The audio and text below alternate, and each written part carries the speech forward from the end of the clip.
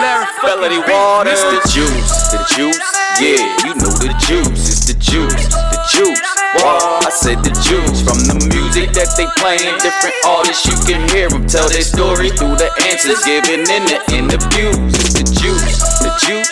Wow, I said the juice, it's the juice. What's going on, y'all? Welcome back to the juice. It's Melody Waters right here. I got some dope here today with me, and I'm super excited to start. This is the second episode. Welcome back. Hey. So we got R.PsYCh with us today. We got GSHARP with us today. We got Enosense with us today. And we got Blackwell joining us in just a few minutes. So it's going to be a dope show, y'all. I'm really excited to kick it off. I do want to give all y'all an opportunity to kind of tell us a little bit about yourselves. So anyone who doesn't know who you are, has never heard of you before, or doesn't know a lot about you, has a chance to know a little bit more about you. So let's just go ahead and start. GSHARP, you want to go ahead and tell us who is GSHARP? Wow. Okay. First of all, peace and love. Peace and love to everybody on the panel here. And GSHARP. Okay, who is GSHARP? GSHARP is the dude who came to Minnesota about 3,000 years ago from Memphis, Tennessee. So you know I'm funky. Hey. And I joined a band here called Maserati a long time ago and did some stuff with Jimmy Vaughn. Won a Grammy with Jimmy Vaughn. And traveled the world 3 times, toured with Prince, shot basketball with Prince, ate pancakes with Prince. I've done all of that. So I've seen it all, man. Everything. I've seen it all. You can ask me about just about anything. I can say, yeah, I saw that crazy shit. Wow, so, and I mean, the only things I really call as claims to fame is 3 things. The last thing will be the most important thing. First thing is I was personal friends with Prince and got to learn everything I know from him.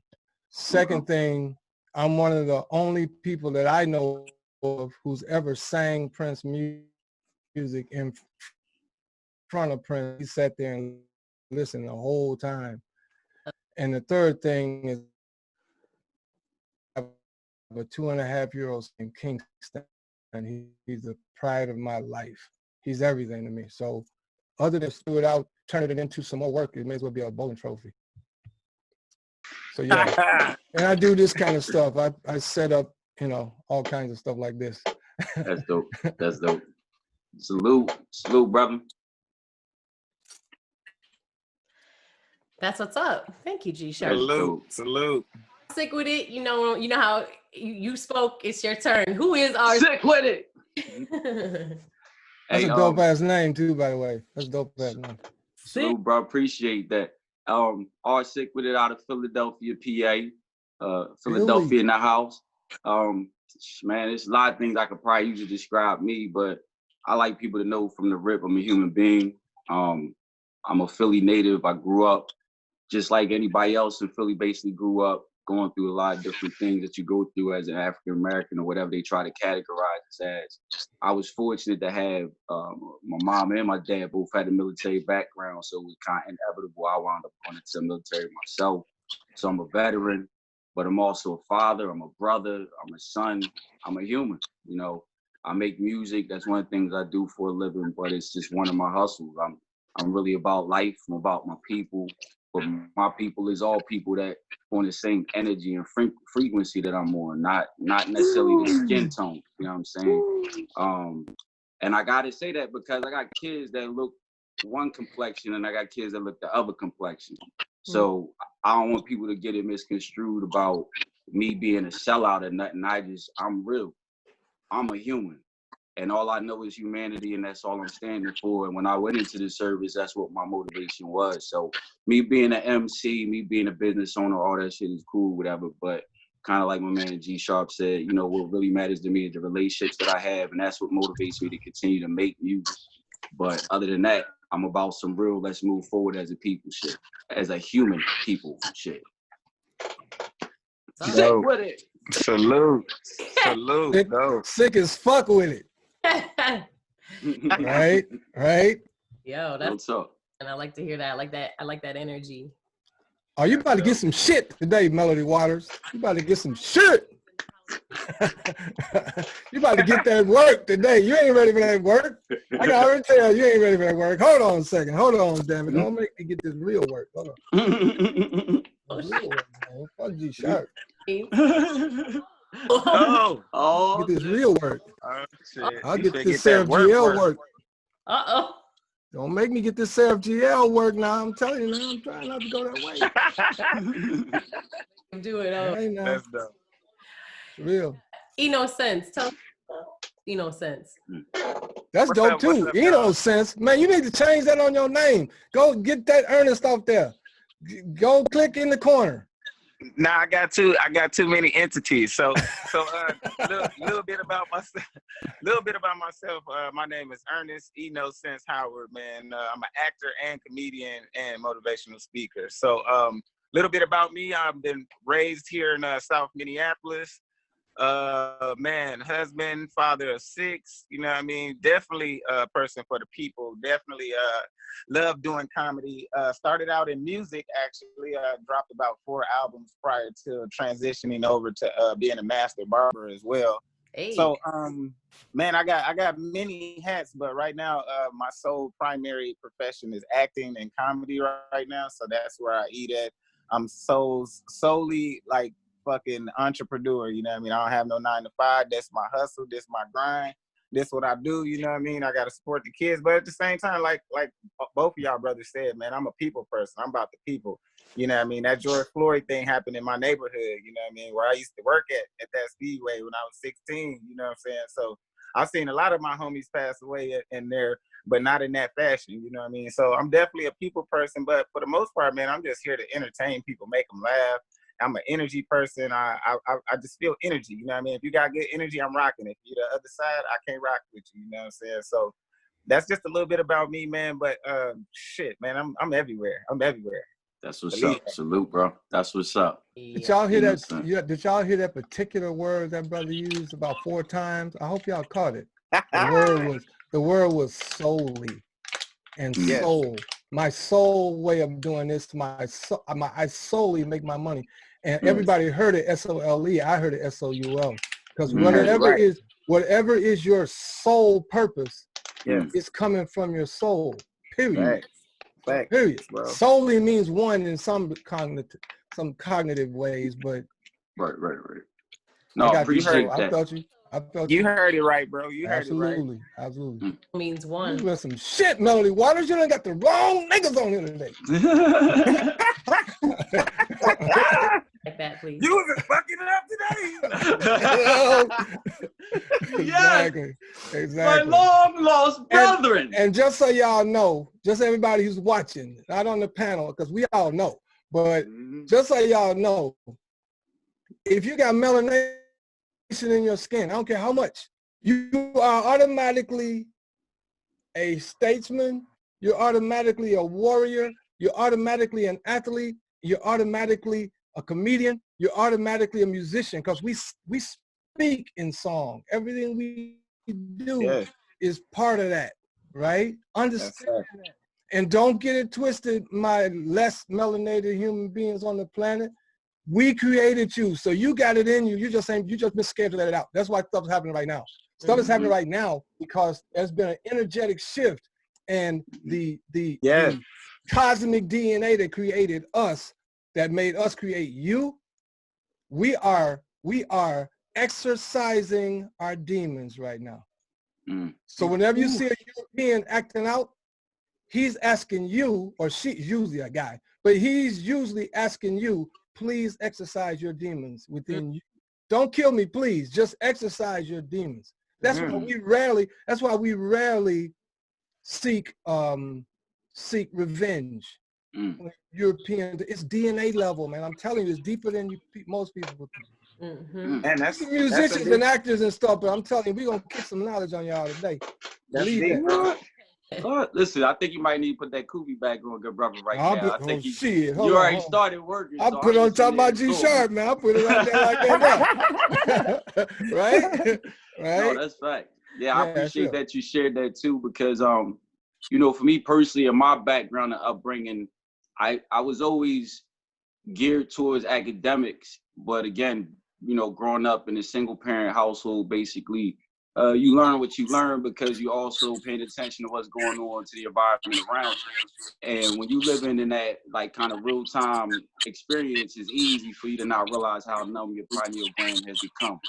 You know what I'm saying? Even if you even realize you have one. You know what I'm saying? So I appreciate you just sharing just the interconnectedness, Brother Sharp, in terms of us as human beings and the origination, because I had to dig deep for myself to find out that white come from black, you know, even understanding that, you know, two black people, like dark-skinned people, could give birth to a white-skinned, you know, baby like that. That's a genetic dynamic that we don't get taught in the public education system. We're going to get on that too, but when we get on that, that's going to change some paradigm ain't nobody going to like either. So just stick around. Say less. I heard that. I heard that. Real. Oh shit, we opening up eyes today, y'all. I hope you done messed up. You done messed up, Melody Waters. Plans are fine, because you about to get some knowledge spit on today, y'all. Okay, I see where we going. So yeah, let's just get right into our topics then. G-Sharp, you know, we gonna start with you because I know you already know for this. So go ahead and turn that camera back on. We can see your face. The kufi on, getting it straight. I don't know, but some knowledge on us. Let's see your. I guess I can tell you what the topic is. So everyone knows what we're talking about here. Did I really just close that? What did I do with it?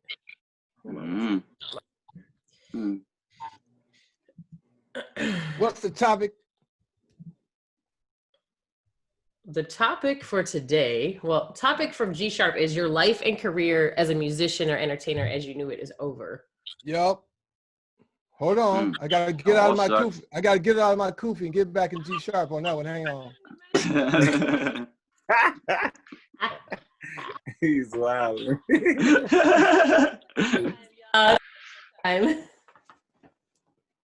Hey, give me 2 seconds. Hey, E, you normally do all the entertaining, right, E? Yeah, you know you was gonna get entertained today, huh? Man, hey, I was just saying that like shit, y'all making my job easy today. I get to be a spectator. Yeah. I'm always on the offensive. Now I get to play a little defense. Sit back and watch the camera. I heard that. I thought you was Kufi and be in the masjid. No, because we're talking about music right now, so I got many hats. Right. I wear my kufi when I talk about the Moorish Empire. I talk about who we are and who we are not. Okay. See, I love that. If I can just chime in, I love that even in terms of the level of thought and intentionality, because I mean, imagery is so important, you know.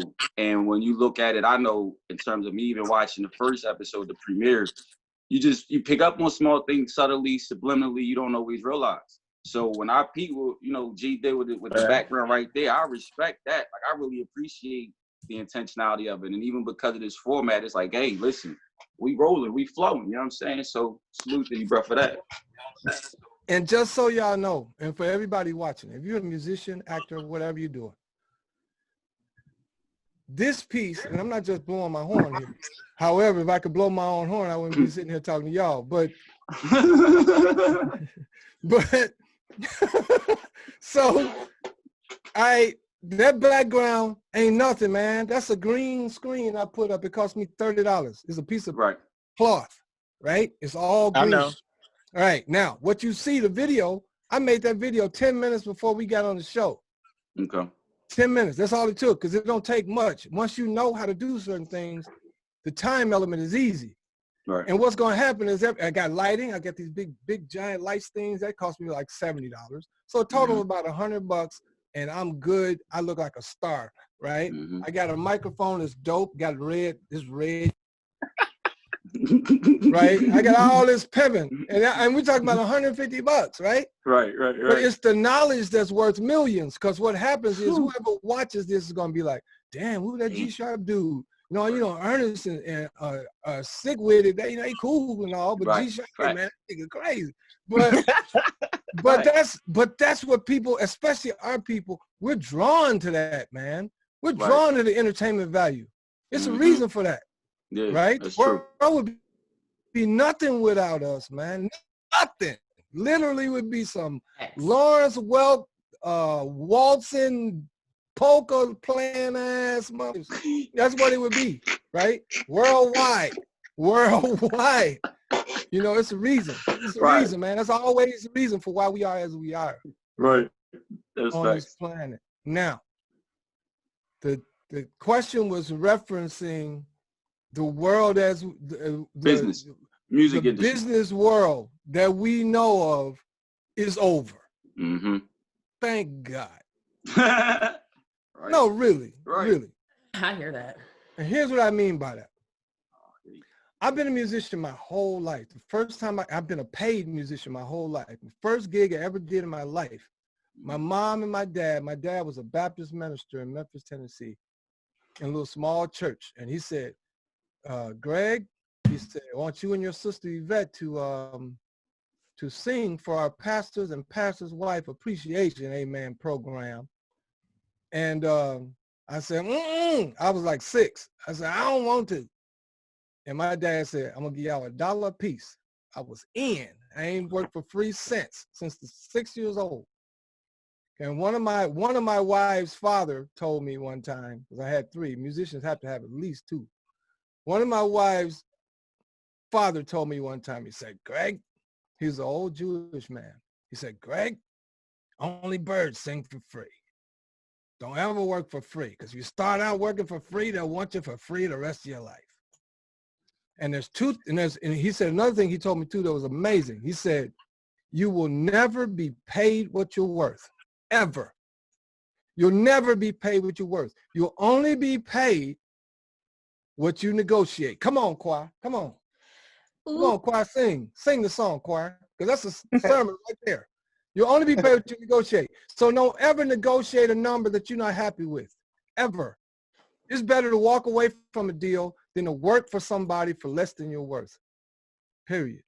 So the reason why the world is over for musicians and actors and celebrities as it used to be, and the reason why I say thank God is because now what we're doing right here, that's what you got to be able to do. You got to be able to sit in your house with no backing tracks. Nothing wrong with backing tracks. Don't get me wrong. I've done backing tracks. But backing tracks are just like a computer. It's just another instrument on the stage. Right. But if you can't get it, if you can't flat get it, sitting in your house, sitting on the park bench, sitting in the Skyway in Minneapolis. I know some dudes sitting in the Skyway making $3,000 a week.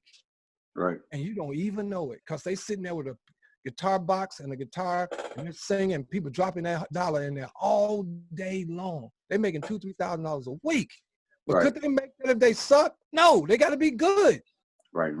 But the musician who's on tour and blah, blah, blah, and Katy Perry, she's sitting at home by her damn self right now. Right. She can't make no money because she needs millions of dollars to do what she does. Right. Exactly. Millions, right? Man. Straight up. So if you're a musician, an actor, a performer, a comedian especially, comedian don't even need a mic. He can just go out on the corner, put a box down on the floor and say, hey, yo, I got some jokes. Nigga, you want to hear some jokes? And next thing you know, 20 people going to pile around him and they're going to start throwing money in his basket, right? So he could end up sitting on one street corner until the cops move him along. He might stand on a street corner for 2 hours, make $400. Yeah. Pick his shit up and walk. Just like the musicians in this world and the actors and entertainers in the world are going to learn a lot from homeless people. Panhandlers. The panhandler with the right sign, he get the money every time. They do so too. Like, you know, you'll be driving down the street and people are banging on drums or banging on. Right. They be banging on buckets. They don't give a fuck. They be banging bucket and flip it over and have you put money in it. And getting paid, man. Paid. See, we as musicians, we got spoiled. We got spoiled with the 80s and the 90s and the early 2000s because you could come out with a little old song, you know, do a little thing. A record company might give you a deal, and you get that little deal, and your deal they say the deal was $1.5 million, and then you actually owe the record company that 1.5. And then when they get done with all the stuff, they own your publishing, they own your likeness, they own your tour dollars, they own everything. So you end up selling 8 million records and only putting about $8,000 in your pocket. But you got all this stuff because the record company advanced you the money to get the mama house and the Mercedes for the video and all that. So all of that is just money on the, it's called Hollywood accounting, right? It's a fucking rip, man. It's a straight up rip. Ice Cube been busting their ass on that shit in the last few days on Twitter. And people started calling it anti-Semitic. No, trust me. I met Cube 2 or 3 times. Cube is not anti-nobody. Even though he did the song, Fuck the Police, he not against the police. He against motherfuckers who ain't shit. Period. Right? So Cube is talking about those particular individuals who control Hollywood. The majority of them claim to be what you would call Jews. But they're really not. They're Khazars. Okay. They're Zionists. It's a Right. difference. It's a major difference. My ex-wife is a fucking Jew, right? Her family are Jews. They just regular old people from St. Louis Park. They ain't trying to be no nothing. They just got a job. They doing some work. You know what I mean? Just like the Europeans who live here in Minnesota. Right. Y'all know we live here. We don't roll like they doing on TV. All that. We gonna try to create a race riot. How you gonna do that when 2/3 of the children born in Minnesota look like my son, got a European mama? Hey, that ain't how we roll up here. But they trying to force feed the world with all of this us against them, fight. That's all Hollywood, man. That's Hollywood bullshit. That's all Hollywood bullshit. Now you can buy into the bullshit. That's, you know, I got off Facebook. I ain't even on Facebook no more. I stopped, and here's why. 2 reasons. I know I'm coming off topic. 2 reasons why I jumped off Facebook. 1, Facebook, when it first started out, was like going to a house party, a dope-ass house party. Everybody been telling you about this house party. Everybody was already at one house party called MySpace, right? We was all at that house party. And some motherfucker jumped up in the MySpace party and said, yo, man, this is a dope-ass party over here, man. It's called Facebook. Man, it's full of fine-ass chicks, some chicken wings piled up to the ceiling. All the liquor you can drink, man. Niggas smoking weed, everything. I'm telling you, man, you need to roll over there. So we all rolled over there. Guess what? It's bumping. Before you get in the door, it's bumping, right? People piled all outside trying to get in, right? Once we get in there, you know, it was all right for a minute. Now it's 5 o'clock in the morning. All the chicken wings gone. All the alcohol gone, right? And everybody's still there. They want. So they up in the party just all fucked up and fat and the women looking all sweaty and fucked up. And so whoever go in there now, they're like, damn, this the party y'all at? This is the shit y'all talking about, right? So I got off it. Matter of fact, if you go to whoisgsharp.com, you'll see the social media platform that I'm on now that was started by a brother in St. Paul, right? Started by a brother born and raised in St. Paul. He's European, Italian, but he grew up around us. So he's just colored as he want to be, right? And he started discovered.tv. Okay. When you get there, it's dope. The first thing you see is video. Your profile will be a big ass video, right?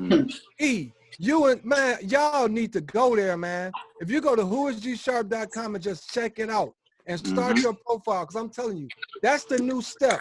The new step is get away from anything that's controlled by the government. Step away from anything that's controlled by multi-trillionaires. That you can't even advertise for shit on Facebook anymore. Right. Because when you advertise on Facebook, they putting you in the same room with multi-billion-dollar conglomerates. You can't compete with them. That's like going in. That's like going into the forex market, competing against nano computers with your little $500. Come on, now. So the future is being able to organically do what you do. The future is to be able to organically do what you do. I already know.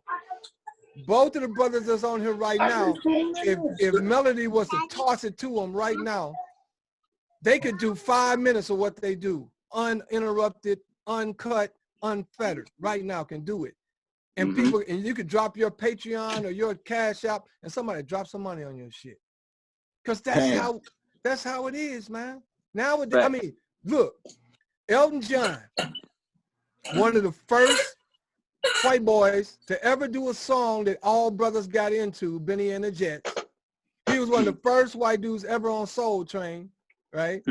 He can come on, if Melody knew how to get a hold of him and he was willing to jump on, he could jump on with no makeup, hair all fucked up, his weave all fucked up, and he could come on here right now and sit down at the piano and bust that shit out. Right. He can keep making a living. Yeah. Right? Yeah. However, there's a lot of musicians and actors and performers who can't do shit without $1 million worth of production. So your future is over. That's all you can do. You can't do nothing unless you got $1 million production and 30,000 seaters and all that shit. You done. You just don't even know it yet. You done. Facts. So that's what I'm promoting. I'm promoting people going to a site where, okay, here's another good thing about Discovery. I know it sounds like a plug, but here's Ain't another nothing thing wrong with it though. Here's another thing about Discovery. You can have your blog on Discovered. You can have your podcast on Discovered. You can have your vlog on Discovered. You can have all your music on Discovered, just like the Spotify, like Tidal. And they pay, get this now, they pay 50% on ad revenue. 50%. They pay 50% on all downloads and streams. So you put a song on Tidal, right? And Tidal is the biggest.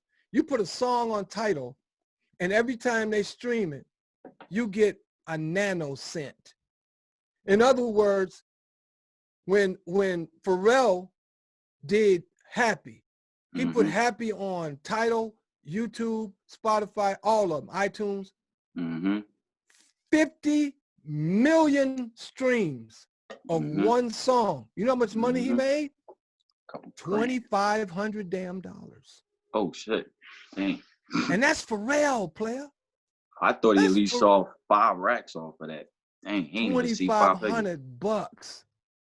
But just imagine if he'd have done 50 million streams on discovered.tv. Yeah. And he got 50% of all the revenue. Right. He'd have made 25 million bucks. Right. That's all I got to say. The smarter we get, the smarter we get. Facts. Period. Because once you catch some real knowledge, they don't like that shit, man. What do you mean? What do you mean? Yeah, fuck you, Spotify. Fuck you, right? Fuck you. Right. Ernest, do a comedy video. Fuck Netflix. Fuck them. Do a comedy video. Do your best shit. Get it edited down. Get it edited down. Do it like you ain't gonna never tell another joke. Edit it down. Get that shit dope. Have a backdrop of being in a club or something, and do that shit. Have a piped in some laughing, or do that shit in your house. Have 20 niggas come over your house, just like Dolomite did. Have 20 people come over your house and be your audience. Yeah. Do that shit. Put that shit on discover.tv, and sooner or later, somebody gonna see that shit. Next thing you know, man, my dude, he was funny as a motherfucker. I'm just saying, man. I feel that. I feel you, bro. Hey, I want in on that. If you do it, I want to buy a part of the licensing. I'm dead ass. I got so many things in the pot cooking, man. I hear what bro's saying, but I got a different perspective. I definitely do. But I hear what he's saying. And what he's saying is definitely facts, because he's saying it from a point of view from where he's familiar with, you know what I'm saying? So I definitely feel, bro. But my perspective on it is a little bit different. It's a little different, though. Speak on it, bro. Miss Melody, you got another What's it about? so So I hear what you're saying as far as like the industry, the professional life that we knew is over. And I agree with that. Being said, because of how the new world is going to be after everything officially like calms down, like once the coronavirus hit its second peak and everybody's whatever, the world make adjustments. But as far as like my industry and film and comedy and everything, it's actually a better opportunity for everybody in my belief, because right now everybody's on the same equal plane. You know what I mean? Nobody has a bigger platform than nobody, because we all have the opportunity to do the same shit. You can do self-tape videos, self-tape auditions, self-tape anything. So everybody is utilizing the same platform to do the same things, and that's cool, nothing against it. But that's me as a creator. I steer away from that. You know what I'm saying? I don't never want to do what everybody doing. You know what I'm saying? I always been that against the grain nigga. You know what I'm saying? Everybody else will say, hey man, you should do your comedy like this. And I hear you, no disrespect to you for giving me some advice or anything, but nah, B, that's a blueprint to get me to where you at. You know what I'm saying? I'm not trying to be where you at. So therefore, I do shit a little different, man. And so I take advantage of this platform, and I look at it differently. I don't look at it as industry or job or anything, because I ain't worked for nobody in about 15 years. I've been self-employed for a long time. But what I'm saying is that I look at the situation as far as industries and social medias and all those things. I look at them right now and I'm salivating, bro. Like my mouth is watering, because shit is wide open to get that bag. You see what I'm saying? Like, don't get me wrong, everybody's gonna eat off somebody. Somebody you will always get ate off of until you own the shit. You know what I'm saying? But it's up to you to make that sacrifice, to come to agreement with yourself. Like, okay, I know I'm gonna get ate off of, but what is me getting ate off of gonna gain me, gonna benefit me? Because sometimes it's like doing a comedy show, bro. When you first start doing comedy, you gotta eat them freebies. You gotta eat them motherfuckers. You know what I'm saying? Motherfucker, you watch the promoter get paid big dollars, and then he don't give you shit. You know what I'm saying? But you weigh your options. You like, okay, I might not be getting paid for this shit, but what is this opportunity gonna do for me? You know what I'm saying? What is it gonna open the door up for me? How can I take advantage of this opportunity? And that's what I see. I see motherfuckers, man, take advantage of these opportunities, because more than everything right now, everybody is having the same source of communication.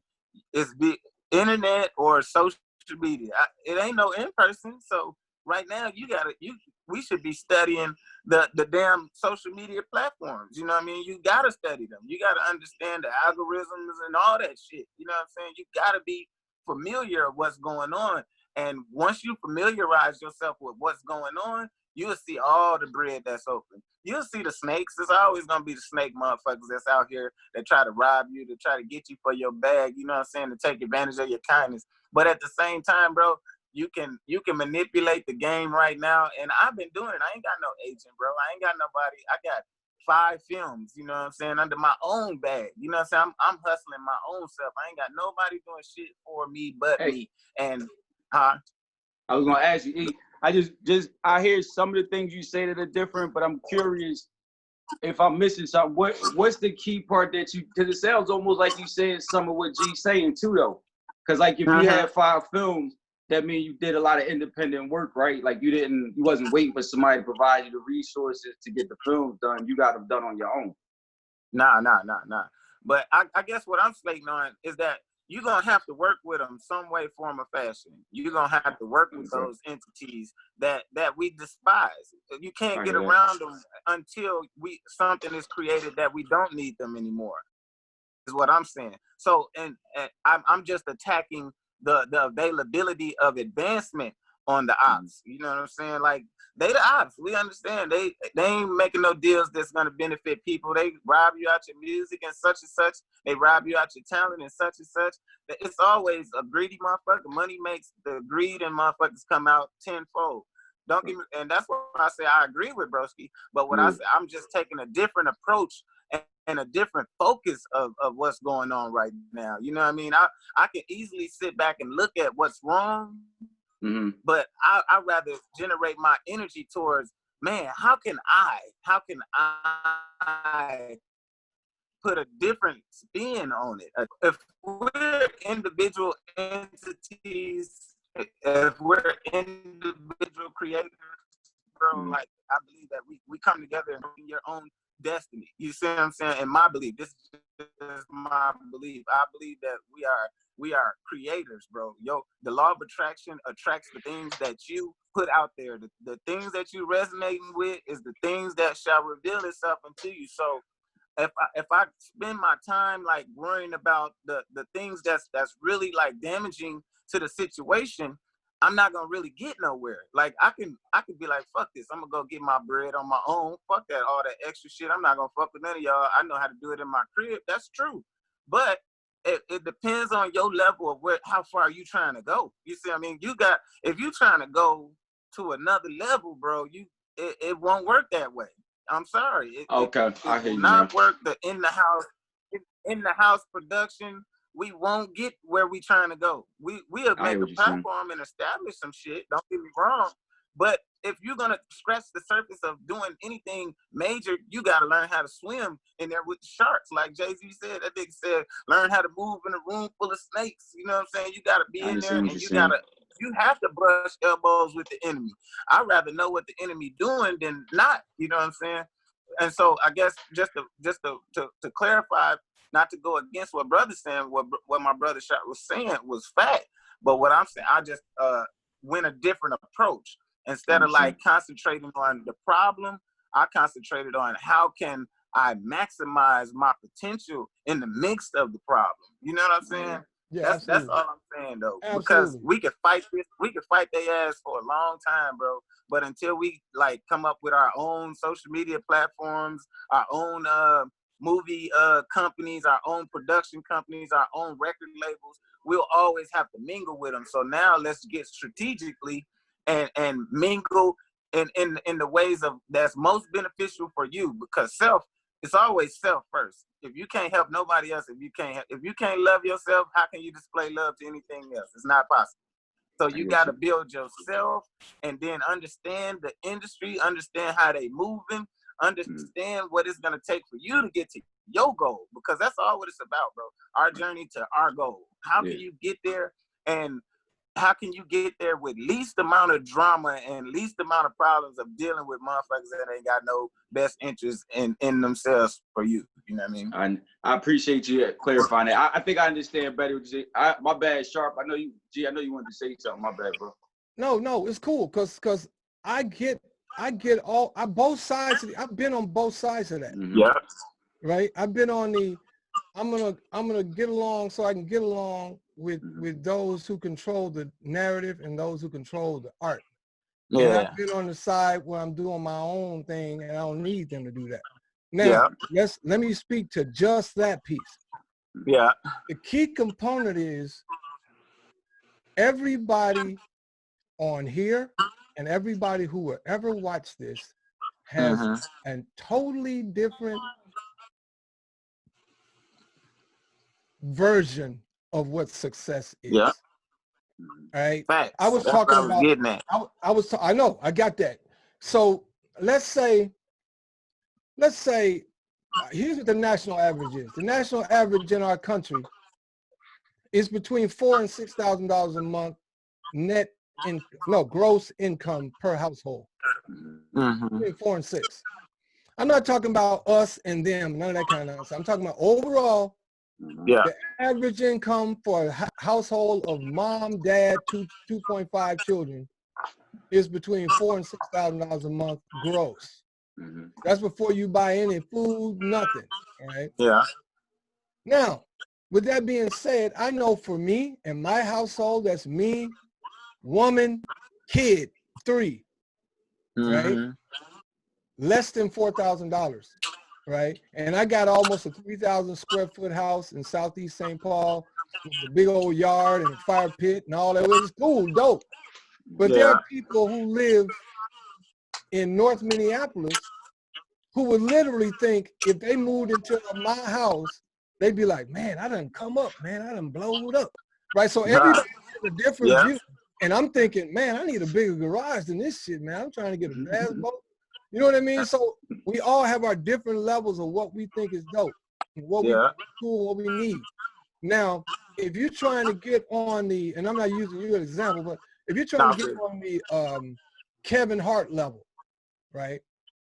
Or if you're trying to get on the Jay-Z level, or you're trying to get on the, I don't know, whoever level, like those kind of levels, you have to play their game. Yeah. Because they're going to shut you down as soon as you start trying to get there without them. Fact. Right? That's however, it's a however always. Yeah. Yes. 10 grand a month is $120,000 a year. A year. They don't care about that 10 grand a month. They don't care about 20 grand a month. They don't care about 100 grand a month. Because 100 grand a month is only $1.2 million a year. That ain't no money. Not in the real game. Right. But when you say, I want to do a Netflix special because I want to make sure that I make $20 million that night, they're going to be like, oh yeah, absolutely, Ernest. Come on over, let's have a conversation. And then they start kicking you with some all kind of crazy shit. And then you're thinking, well, wait a minute. I want to make 20. Oh, you'll make your 20. Don't get us wrong. You're going to make your 20. We're just going to make 200 million. Yeah. We're going to give you that point. And that's that point where you got to make that decision. You got to make that decision. Where you got to say, is that 20? Okay, I know they're going to eat off me and get that 300. They're going to get fat on it. They're going to get fat on it. Right. But without them, how long would it take me to get that 20 million though? Exactly. It's about time. It's about length of time and what you want. Because again, you can always go fast. Yes. Just like Ricky Bobby. Everybody want to go fast, right? But you got to remember, not so necessarily fast, but like quicker than it would take. We getting older, not younger. So the way I set my goals, I set them for like 3 to 5 years goals, and I have to achieve them in that time, or I'm gonna have to reboot. But what I'm saying is that okay, I know if I want to get to that level, I'm gonna have to go holler at them people. I gotta go holler at them. But this is what I do, and I'm not speaking on anybody else. This is what I do before I go holler at them people. Before I go holler at them people, I know my value. I'm building my value. I'm understanding my value. All my money that I invest back into myself, which is the best investment that you could ever do into yourself. All of those investments, that moment when I go to negotiate with them, because I can go wholeheartedly, and I'm knowing that if they don't, and it goes back to what you said earlier, G.SHARP, when I go in there and I know my worth, I'm not negotiating down past what I already have in my mind of my damn worth. If I say 100,000, that's what the fuck it is, 100,000. And 100,000 is okay. Here's how I was always taught to negotiate. If you want to make 100 G's, right? You ask for more. You ask for 300 G's, right? So then they're like, well, because here's an example. Here's a great example, and I'm gonna be done talking about this subject. Here's a great example. When Prince called me at my house, right, and asked me to be the band for Carmen Electra, right? He calls me, and I'm sitting in the crib, and I get a phone call, and it's like, "Hello, G. Well, who is this?" It's Prince. Oh, shut up, Scotty, and hung up on him because I thought it was Scotty Baldwin, who was his sound man, who impersonated him perfect, right? So I hung up on him. Phone rings again 2 minutes later, and I'm doing this because it was a landline. That's how long ago it was, right? So the phone rings again. Hello, G, it's Prince. Yeah, whatever, motherfucker. Hung up. Click again. Hung up twice. Third time the phone rings, it's his assistant, Therese. She says, G, you just hung up on Prince twice. I said, I thought it was Scotty. No, it wasn't Scotty, it's Prince. I said, okay, well, since I'm talking about Prince, let me put this on him. Yeah. So I'm talking about, he was hung up on Prince. I said, nah, okay, all right then. So he called back again. He says, hey man, I got this artist named Carmen Electra. I want you to be her band. And I said, no, fuck that, right? and he said, what? And then I hung up. And then Levi Caesar, who was Prince's guitar player, bass player, and president of the label at one point, he calls back and said, gee, how you gonna tell Prince no? I said, just like this, and motherfucking no, right? I ain't doing it. right? And then he said, well, why would you do that? I said, Levi, here's the deal. Prince is going to come back to me. He comes back to me, I'm gonna give him a number. That number is gonna be more than I really need.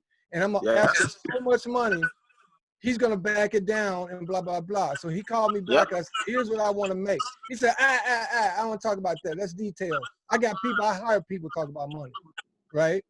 I knew then I was gonna get paid because he was gonna switch me over to the people who were not gonna tell him, yeah, we had to get rid of GSHARP because he was asking for too much money. And Prince don't give a shit about money, right? So when I gave them the number, which I knew was elevated, they settled on the first number. So we got paid. Our band got paid to be Carmen Electra's Carmen Electra's band. We got paid more money in one tour of about 3 months' time. And he sent us home after half the tour, but I negotiated that we got paid the whole tour, whether we were there or not. So we got paid more money in 3 months' time than Morris Day and the Time, Sheila E., Apollonia 6, and everybody else who was ever Prince's band combined in the whole career they were with Prince. Because I negotiated from a position of power as opposed to weakness. And what I always call that is the MC Hammer effect. By the time Hammer got to a real record label, he had sold 300,000 records. He didn't need a fucking record label. Well, fuck you, man. You're just trying to get paid on me. So this is what I need to get for you to get paid on me. And that's exactly what you're saying, Ernest. You're saying, stack your chips, load it. My country ass uncle from Tennessee used to say all the time, don't worry if the mule go blind, just load the wagon. You know what I'm talking about? Right? Hey, bro. And that's it. That's what you're saying. I said, I'm not gonna interrupt because I know where you're going with this thing. I've been in this game too long, right? I know where you're going. So as soon as you got that, I'm like, hey, that's it, man. That's it, man. I'm gonna let him get done, get his feeling out, and then I'm gonna tie that bow up and say, all you motherfuckers watching today. And that's stack your wagon now, because when the big boys come, you don't want to be sitting at home wondering how to do. If you stay ready, you don't have to what? Get ready. Come on, Quiet. Come on, Quiet. Come on, Quiet. Urban influence. Puff, puff, pass, motherfucker. We jank everything. Money stacks in the mattress. Put a nigga phone up.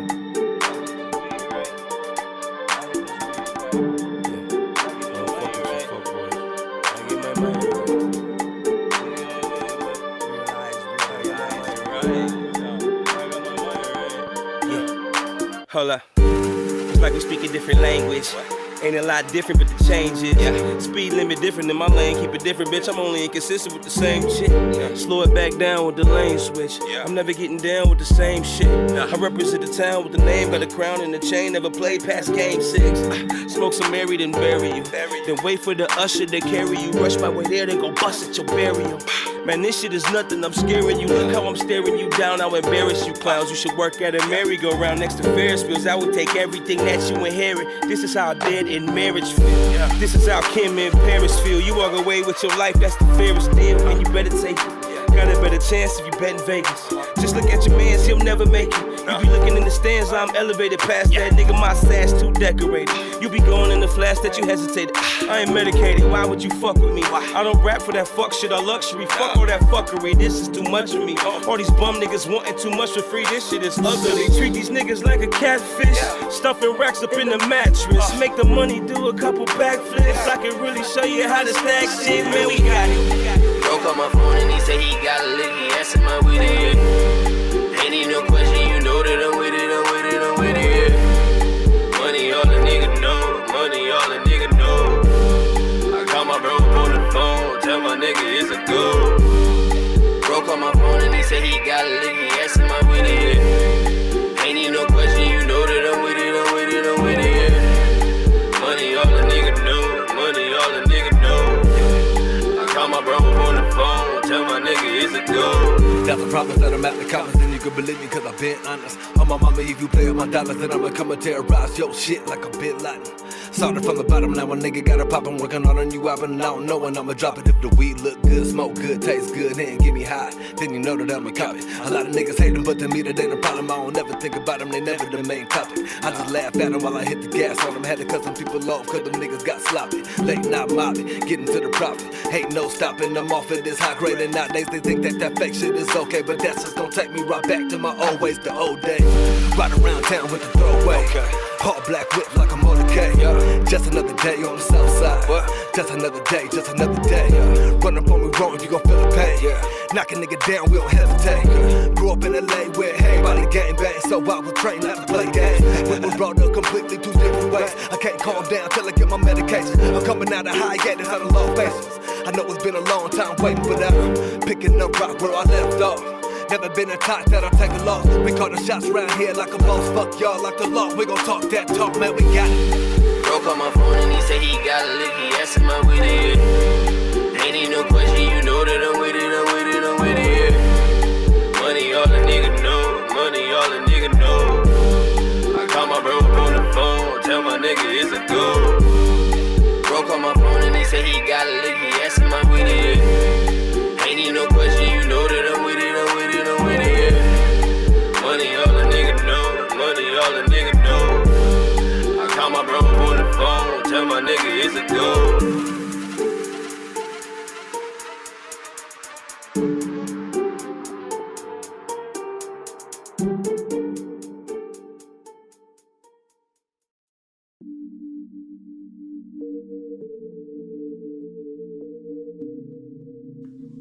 Shit. Hitmaker. You feel me? No nigga sauced on that bitch. Look.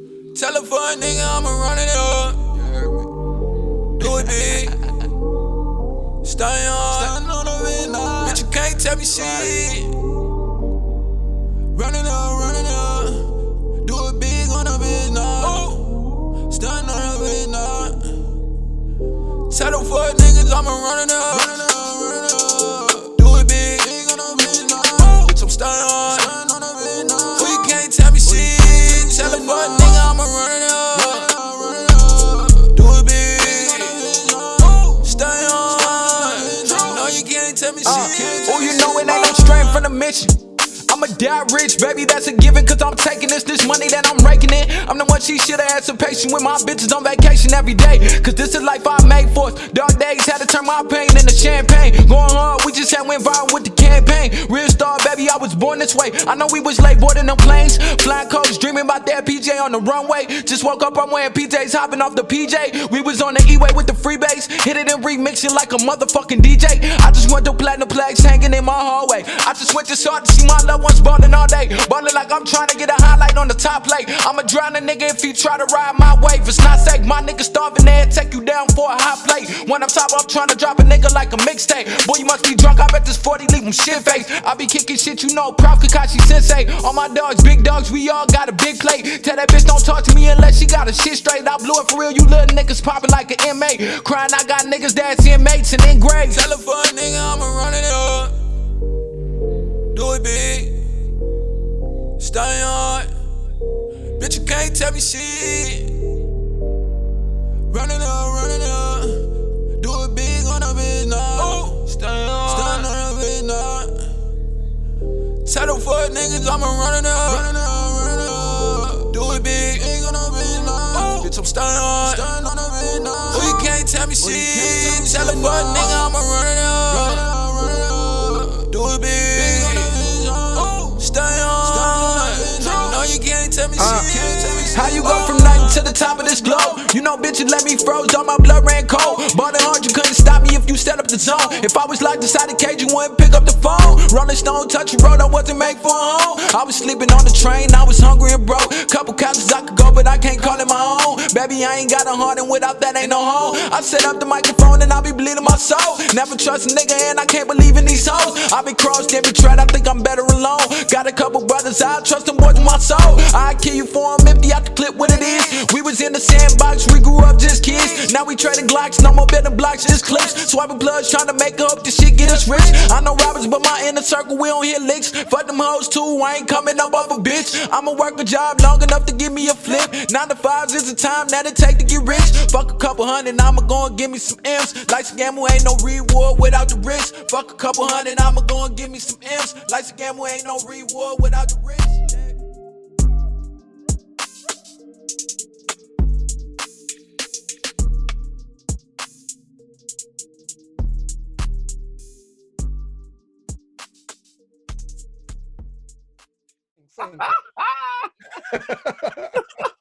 I'm telling you, man. It's simple too. It ain't nothing difficult about this.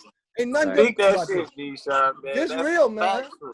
That's facts, bro. Yo, and that's man, what I I'm was 6. saying, bro. Like, come to the table, understanding not only your opponent, but understanding your value. Exactly. And always, what you think them car people do? Them car people be like, give us 30,000 for this. But they bought it about 15.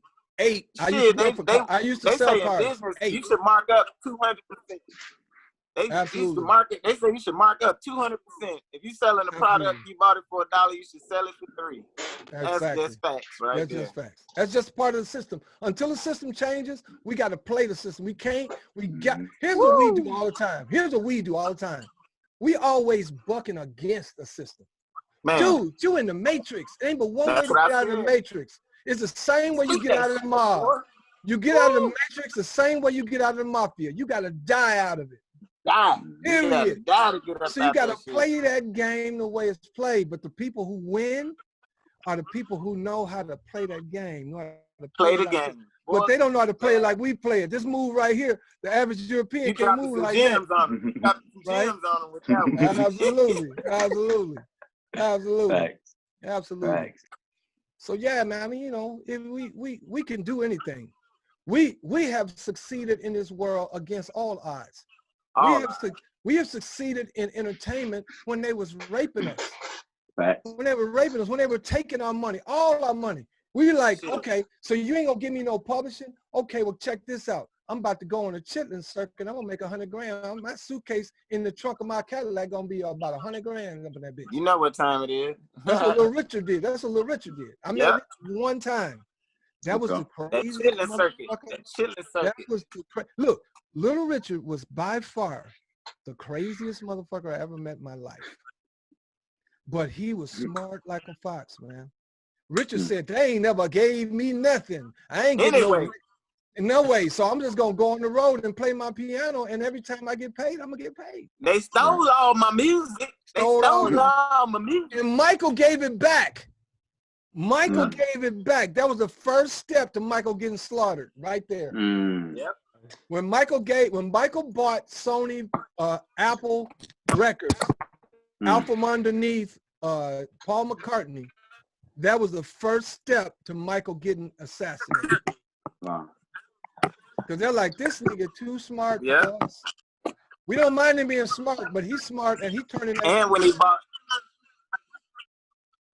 when he bought that Beatles music, it was over with. I just said that Apple catalog. That was breaking their records. Yep. And start breaking their records and shit. They was like, hell no. Michael did a version of Come Together by the Beatles just to piss off the Beatles and piss off everybody. He did. See, I'm telling you, man, Michael's hardcore. I never met Michael. I knew 2 or 3 people who grew up with Michael. He was a gangster. That boy from Gary, Indiana.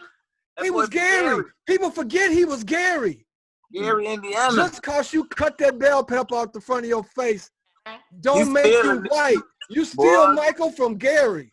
Say it again. Big Nose Mike from Gary. You still Nose Mike from Gary. That's why they made his kids. Oh, come on, man. Come on, man. Come on, man. They his kids. He paid for them. He paid for them, but they ain't no biological. You know, like my mom would say, somebody else was doing his work. Right?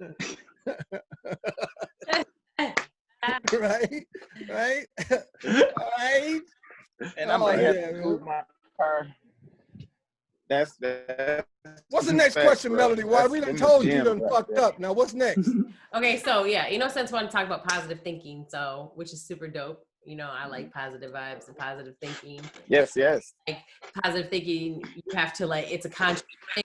You have to choose to have positive thinking. Especially we do. We definitely do. Woo! The power of it. Yes. We Then have to work at it. We have to work at it because we've been trained to have negative thinking. day. But if you decide to have a good day and choose to have a good day, You will have a good day. facts. It's a choice, conscious effort. That's all. Choice. So, And so I go ahead and kick off the positive thinking. The positive thinking.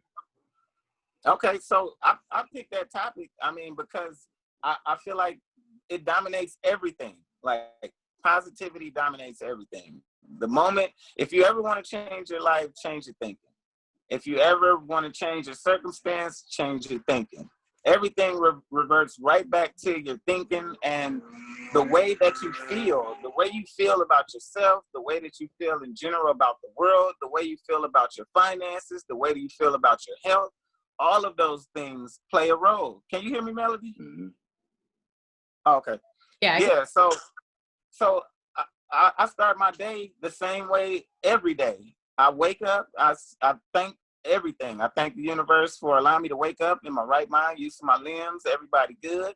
And then I immediately start to reflect on how I want my day to go. And so whether you use a vision board, whether you use a meditation video or whatever it is, but the power of your thinking is so strong because it's just like a radio station.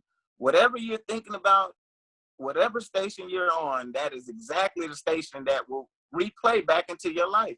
And I'm a person from experience, you know what I'm saying? I'm not saying this shit just because it worked a couple times. It works all the time because there's been many of situations that, I mean, the situation that's in the physical that's right here in my wake it looks like shit just all bad. I'm talking about, but the moment I change my thinking though.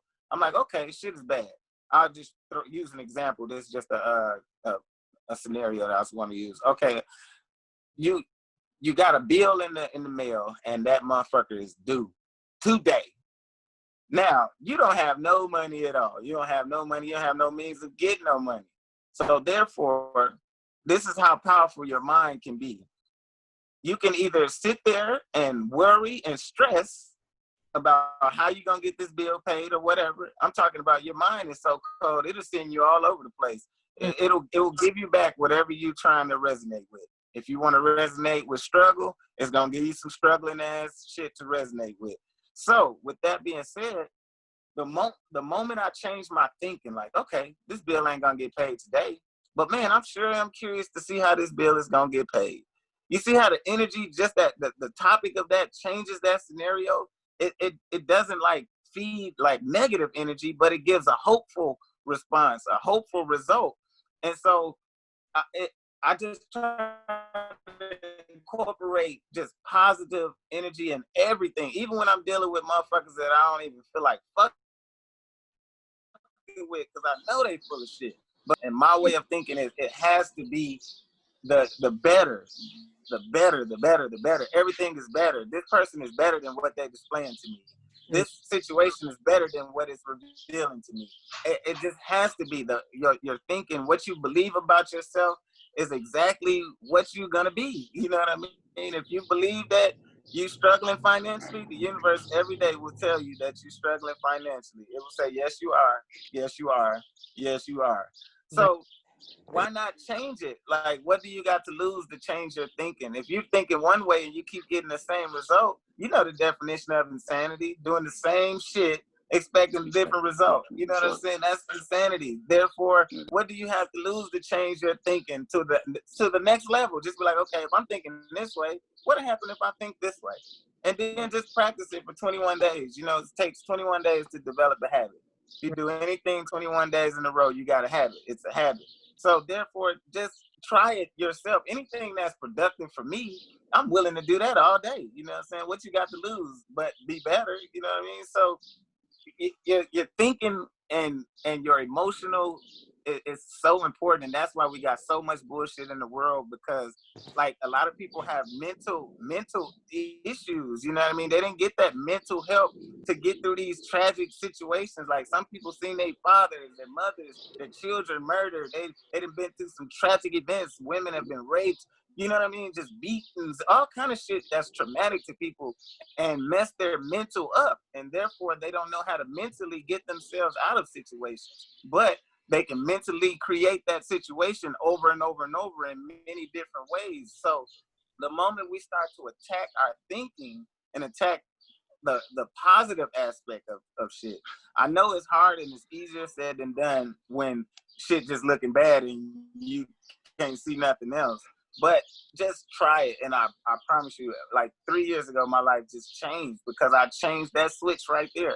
I said, no longer will I be the victim of life. I will not be the victim of life. I will not be the victim of my circumstances. I will not be that motherfucker or the black man who went to jail, the black man who fit every criteria of a thug, a crook, and all this. And I will not be that person to hold that bullshit up. I will not do that. And so, therefore, I made a conscious choice to be like, you know what? My conscious choice is I will not be defeated mentally, and positive thinking is fucking the best goddamn medicine that you can ever take, you know what I'm saying, for yourself. So I believe that it's so important. If not the importantest thing ever is the way you think and the way you feel. And if you want the negative shit, tune into the negative frequency. You get a whole lot of that shit. There's a whole lot of it on social media. It's everywhere. You can turn on Facebook and get it immediately. You know what I'm saying? You can get negative shit anywhere you turn. I'm talking about from the news to anywhere. Right. But you have to go and search for positive shit. You see the difference? So anything that causes you to have to do a little effort, people shy away from that. They run away from what's you got to put in a little work. They want the easy result. You know what I'm saying? So you'll always lose like that because you're not willing to mentally bite down and put yourself in a position to be better. So control your thinking, control your life. And that's the Eno signature right there. Thanks. Mm-hmm. Hey, good signature to have. I love that shit. I like that. Man, my bad. I had to move. My bad. I hear some birds. Somebody out there with birds and everything. That's what I'm talking about. Yeah, I went out there for the inspiration real quick, and then it was like, after a while, I guess the flies was like, no, dog, we out here first. We out here first. You gotta move. It's my block. Unless you got some barbecue sauce on your fingers or something. What's going on? You getting attacked? Nature was on his ass. Flies. The flies. Nature was like, no, sick with it. Nah, not right now. Go back. We chilling. We got a little picnic going on over here. I just had to change my hat. I see. Oh shucks. There you go. Get environment. Because we done went into the esoteric now. That's where I like to go. I like to go in there. Yes. Because I'm gonna say 90% of the I'm gonna go on and tell the truth. 90% of the Moors, erroneously known as Negro, Black, African American, and colored on this continent, believe in Christianity. Nothing wrong with that.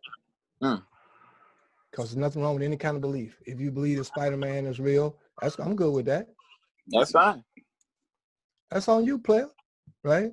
Whatever result you get out of believing in Spider-Man, if it's a good result, I'm good with you, right? It's kind of like the whole namaste thing, right? The positive entities of the universe in you shake hands with the positive energy of the universe in me.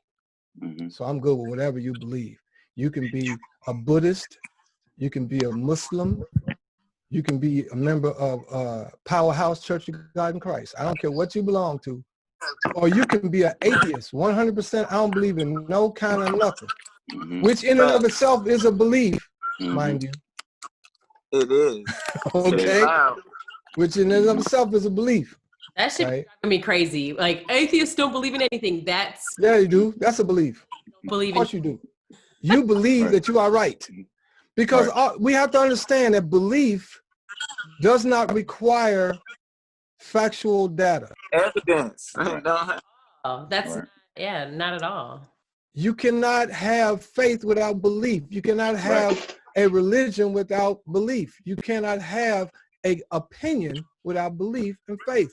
Because the fact that you go to bed at night without a paralyzing fear that you're not going to wake up is a substance of faith. You believe the sun is going to rise, which it doesn't do, but you believe that the sun is going to rise in the morning.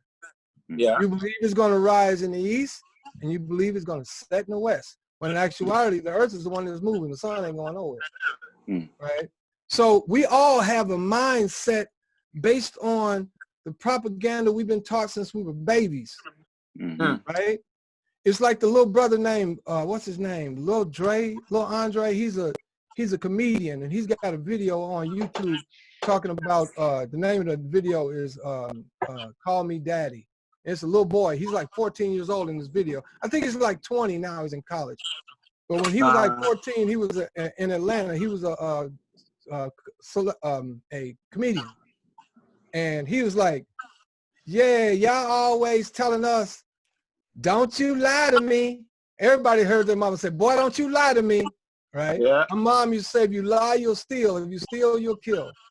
Right? I just took some of the worst ass whoopings of my life behind lying. It wasn't even nothing serious, just lying. Boy, I'm gonna beat your ass. Get that ass. Right. So, and but what the boy says is, y'all talking about don't lie to me. Y'all lie to us. Y'all been lying to us since we was babies.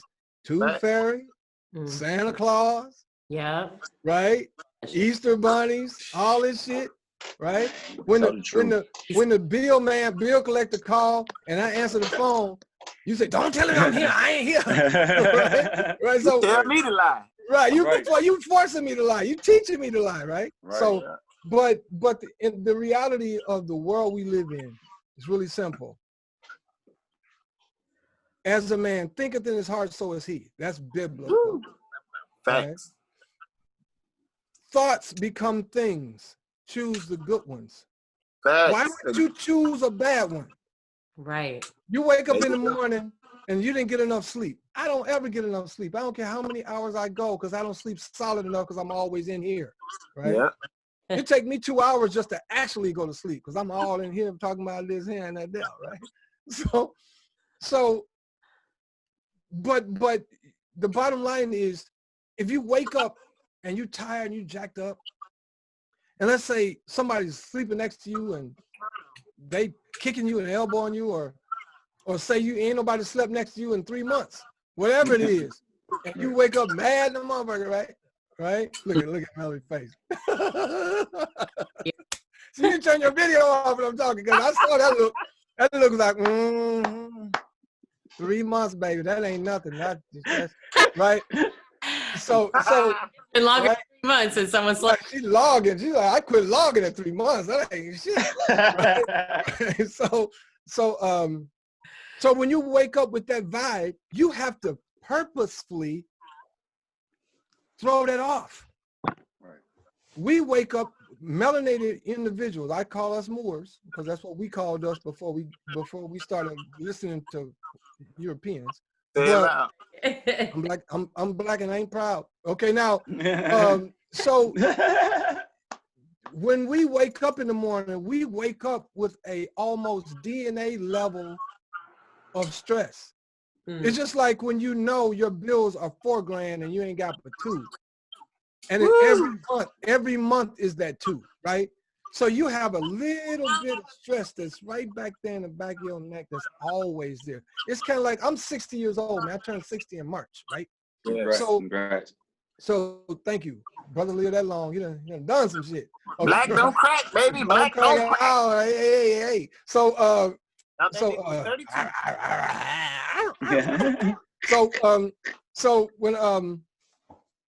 when you wake up with that little bit of pain at 40, you're like, damn, what was that? Shit, I woke up with a pain. What the hell is that? After about 10 years, you get used to that pain. Like, The next thing you know, you kind of walking kind of sideways like that. I used to wonder why my dad walked kind of like that little thing he used to do. Hey, he's in pain. And he's so used to that pain, it becomes part of his pimp walk. Yeah. Right? That's what stress will do to you. Stress will force your body. Something is going on in your mind. It causes sickness. Yeah. We force ourselves sick. And in the same respect, we can force ourselves well. The reason why, now I'm not tripping. I ain't trying to be no conspiracy theorist, but because I'm fully aware that novel coronavirus 19 is an actual virus. And I believe that coronavirus, COVID-19, now if you put this on YouTube, they're going to block this, they're going to shut your video down. But anyway, I believe that COVID-19 is an actual virus that is killing some people, right? However, when you put the number of people, not who got it and survived, but when you put the number of people who died every day on the news, there is a motivation to put you in that space. Bing, bing. Bing, bing. I'm not saying they didn't die. I'm not saying that people aren't getting sick. You are instilling fear. And you got to remember, the people who you don't know, because people always talking about, man, Illuminati, man, the Bilderbergers. No. If you know their name, they are not the Illuminati. Yep. Period. And the illuminated ones is, we started that in ancient Kemet. A long time ago. Yes, indeed. It means you're illuminated. It means you can see, right? They took clearly. So they took it and they usurped it, right? And they made it into something negative. Same way they did everything else. That's typically what Europeans do. And that ain't their fault. It ain't their fault because they know no better. We got them out of caves. When the Moors showed up in all over Europe, Scotland, think of this. Get the book Ancient and Modern Britons. That book talks about us settling what is now known as Great Britain. When we showed up looking at actually our children. It was just so far ago that we don't remember taking that albino who was born to a weird genetic deal and kicking him out of the camp. Yeah. 3,000 years ago. So by the time that albino and another albino got together and made some albino children, and next thing you know, they got a whole ethnic group, because we all one race, got one ethnic group of very fair-skinned people who happened to settle in a cold climate where that melanin was no longer needed. Yeah. That nose being wide open like that, you can't live in no cold climate with your nostril that big. That's why Minnesota, I hate winter so bad. Because it wreaks havoc on my skin. You know, I put a thing over my face all winter because these nostrils too big for Minnesota, man. You walk around in Minnesota in the cold with your nostril that big, you'll have some icicles down your throat. That's just the way it is, man. All right, so your pineal gland has to be slightly calcified if you were born into that climate. And then that genetic marker just keeps on going through your family. And the only time it changes, which is why it's getting to be so fashionable for European women to be with brothers. You know it's time. Because first of all, they realize that we started them from the beginning. They also realize we have an inner strength, even though we may not show it, that they recognize because we're their parents, right? Your children know who you are. Your lost sheep know you by name, right? Thanks. So when all of that's done, I'm not trying to get too deep. Yes, I am. You either swimming or you ain't. So put your little life, your little, what do you call them, water wings you put on the babies? Put your water rings on and jump on in here now. So what, in essence, we have been programmed not only with fear, but with ignorance. We're programmed with, and again, the word ignorance, don't ever forget. The root word, because I'm an etymologist, I love words and origins. Ignorance, root word is ignore. Ignorance doesn't mean you're dumb. I love dumb people, because dumb people, I can show them something. Yeah. Because they know, man, I don't know what the hell It's you like a talking white about. canvas. It's like a white canvas. Exactly, exactly. I got a buddy that's going to teach me some stuff about stock trading. He said, you ever traded stocks before? I said, nope, never. Nope. What do you know about stocks? Nothing. Perfect. Good. Because I ain't got to break no bad habits. Right. Yep. Right? Exactly. So with all that said, The choice. and again, my dad was a Baptist minister, so forgive me. If you ask me what time it is, I'm going to tell you how to make a clock. But the essence of what I'm saying is simply this. We have been programmed for 400 years since they took us as prisoners of war from our own land, this land, because we can get into the fact that there was no transatlantic slave trade coming this way. The transatlantic slave trade was going that way. Okay, but we were already here. It doesn't even economically make sense to take a ship full of people, because back then there were no motors. So you take a ship, I know I'm off to another subject, but you take a ship full of people, because a boat big enough to bring back 400 people has about 300 people just as crew. All right? Think about all the food that needs to be on that ship. Not for the slaves, alleged slaves you're going to bring back, just the 300 crew. All the food you got to have before you get there. It's a 3-month journey. All of the potable water you have to have on board. How much money you got to pay those people just to be on that ship. And you got to have some military people, because when you get there, people ain't just going to walk on your boat. Right. So let's say they did that twice. Right? Let's say they did that twice. The first time, half of the crew died before they got there. Right. Right? When they got there, the Africans that they allegedly was going to take said, fuck you, man. Got into a little fight, and half of them got killed then. So you got about 100 people to come back and no slaves. So you get your ass back home. Oh, they whooped our ass. Oh, shit. All right, so then the second time you tried, you bring more military, less crew. You go over there, you end up with about 100 out of 400 slaves, Africans, Berbers. You put them on the ship. By the time you get back, half of them dead. So your crew and your cargo, your human resources are dead. How is that economical? It's not. Then they said, well, look, fuck that. Africans over there, yeah, they're darker. They're used to being outside in the sun all the time. But we got Moors right over here, some of which own land and own the Slavics, which is where the word slave comes from. They own some Slavs that are here as indentured servants, because there was only 2 types of slavery on this planet before the United States decided to change it: indentured servant and sharecropper. My mother grew up sharecropping. That's how early this was. It wasn't that long ago. Where you get to live on my land, you get to pick this cotton and these beans and this cabbage, and all you can keep in your house, you get to keep that, and you get to live where you live.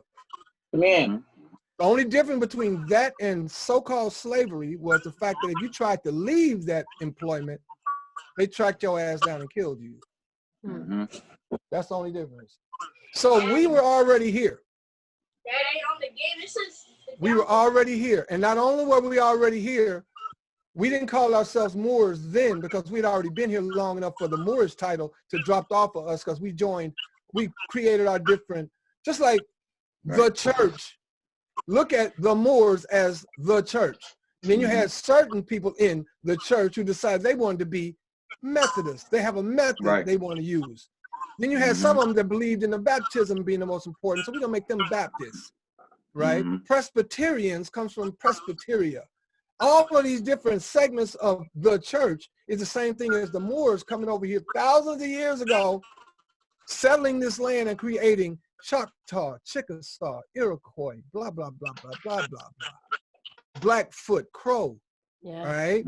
Every so-called Indian tribe from the Mississippi east were us.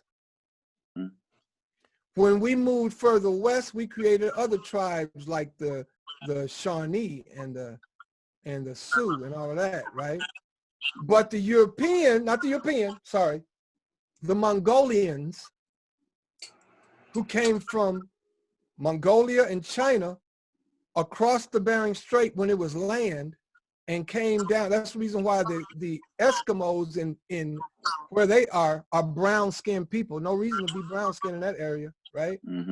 They came on down, settled all in the mid-southwest. So when you see a so-called Indian with straight black hair and almond-shaped eyes, high cheekbones, they came from over there. But as soon as they get dark and start coming over east, that's us, y'all.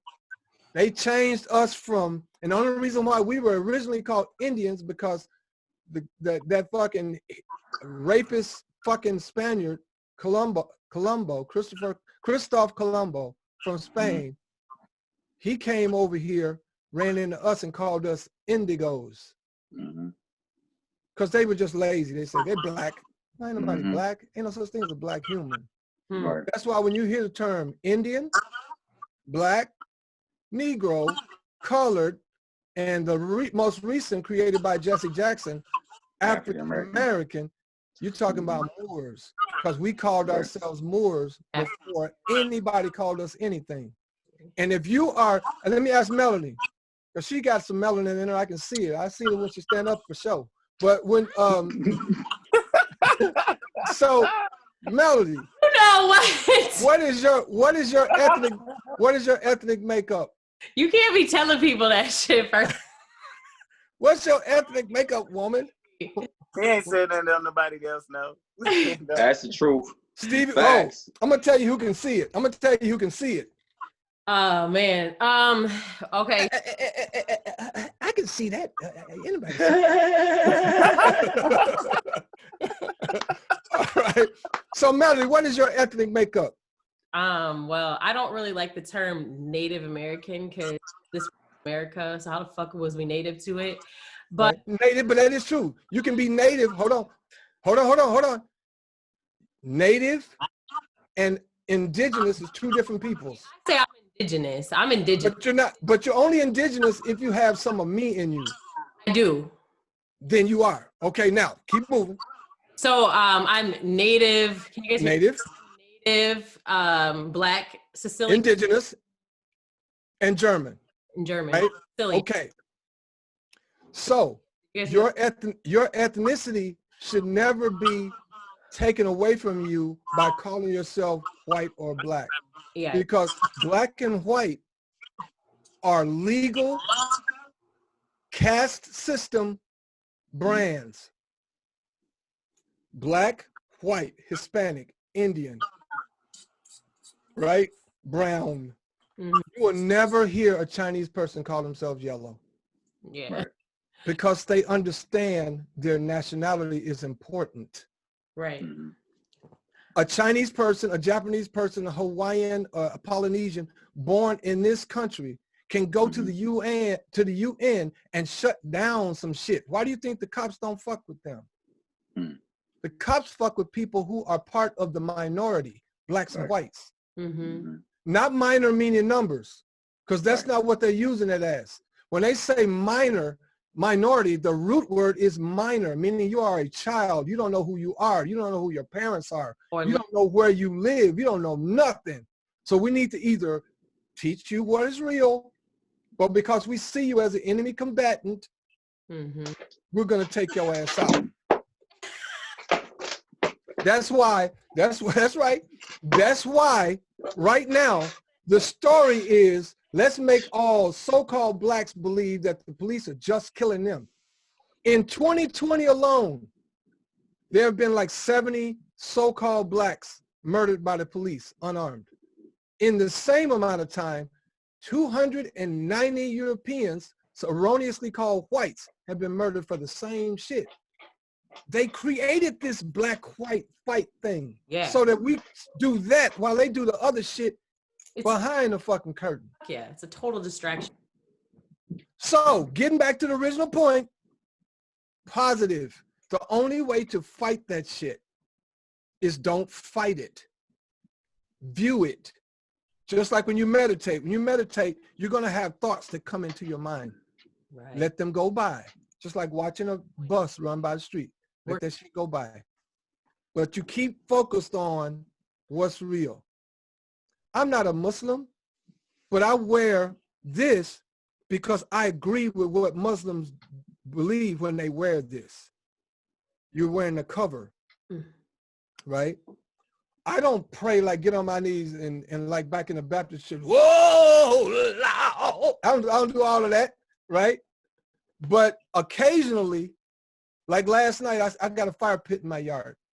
And last night when everybody else went to sleep, right? I'm sitting at the fire pit. I get out of my chair. I sit on the floor and I put my hands like this. Mm-hmm. I saw Malcolm do it. That was all I needed to see. And I didn't say nothing. Prayer is talking. Meditating is listening. I just listened. And man, the stuff that came into my head, I knew the day was going to be fucked up because I was going to be on some shit.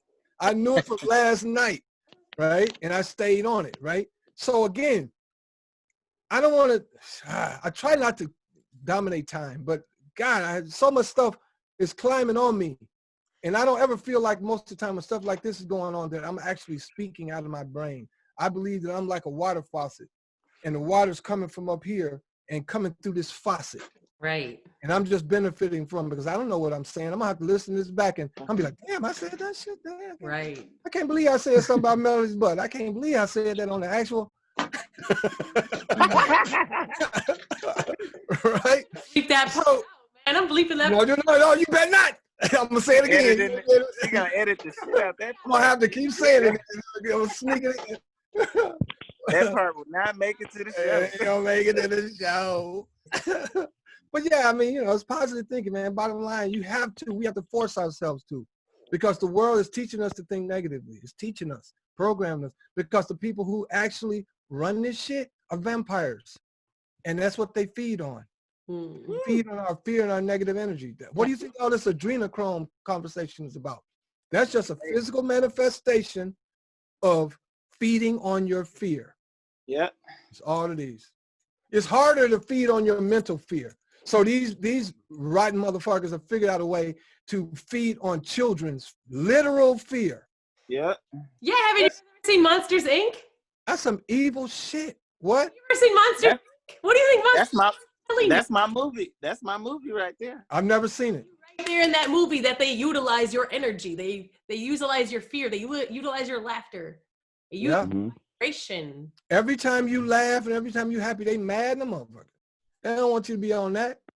When they see Minneapolis walking hand in hand, people from all stripes, right, saying, fuck it, we tired of this shit, right? Hey.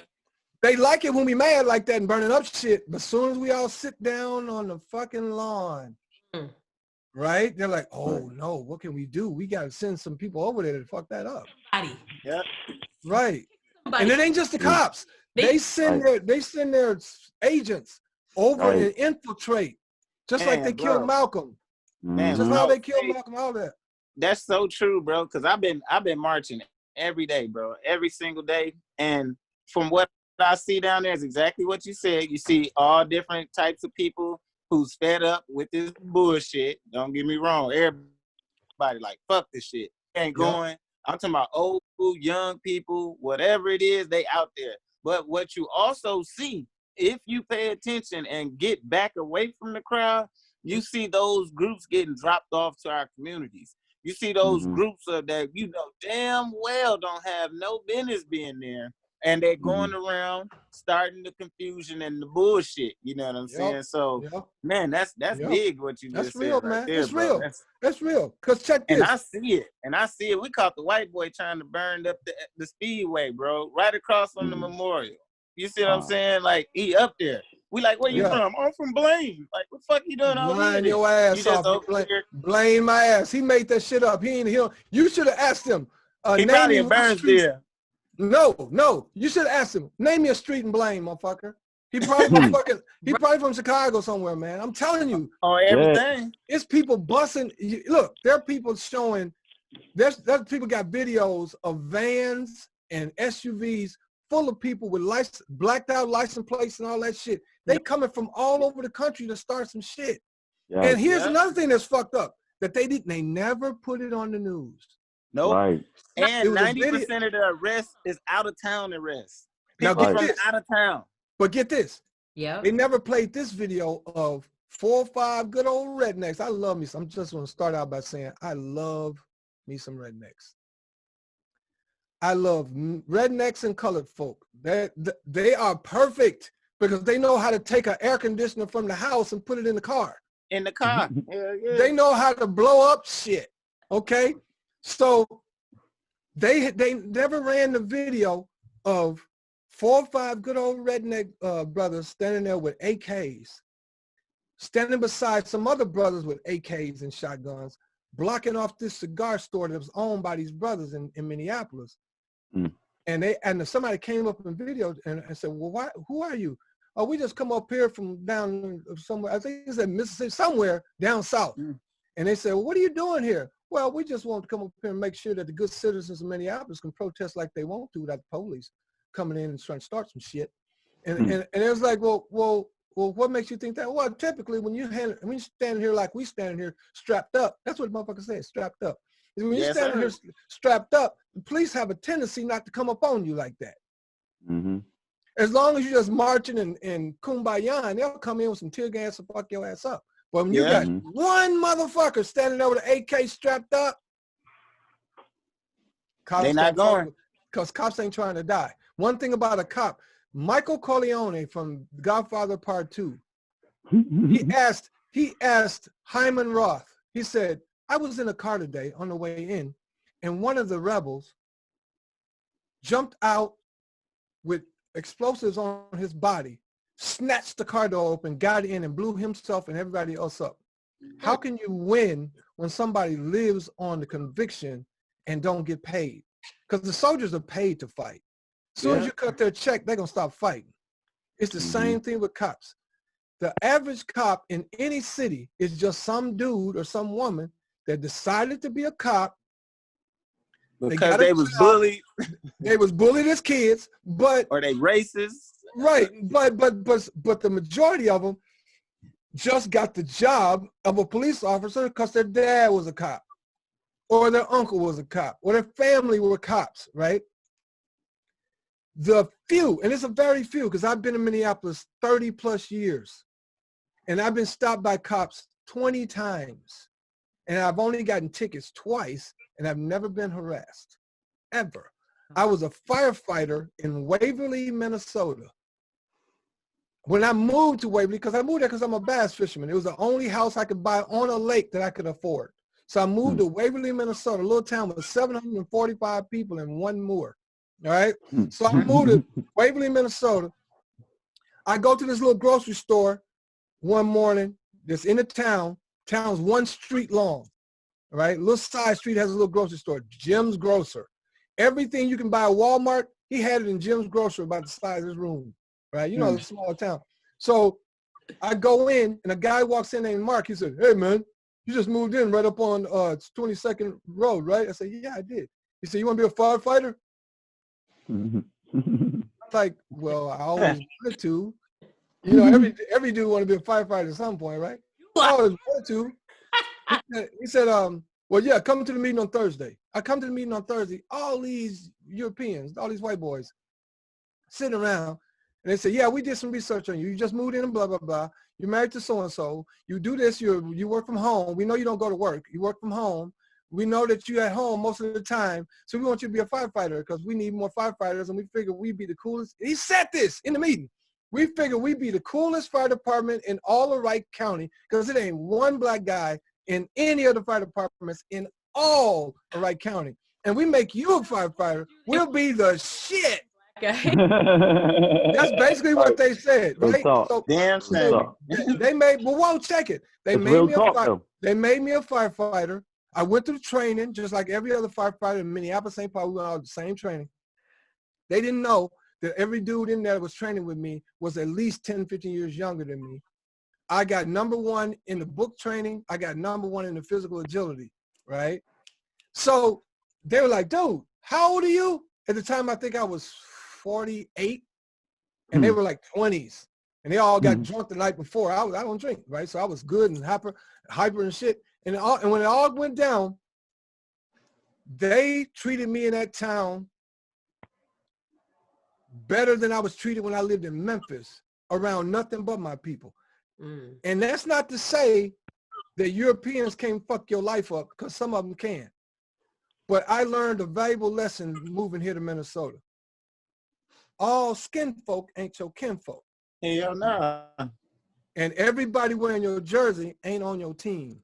Man. Hell no. Period. So That's real. if you keep it 100, and Young Pharaoh, peace be to that brother, Young Pharaoh just said in one of his videos on YouTube that every bit of trouble, problem, issue, haters, trolls he's ever had was people that look like him. Ever. Because the typical European ain't paying no attention to you. Here in Minnesota, Europeans, I don't care how raggedy your neighborhood is in Minneapolis, St. Paul, it's some raggedy ass white people live in your neighborhood. Hey.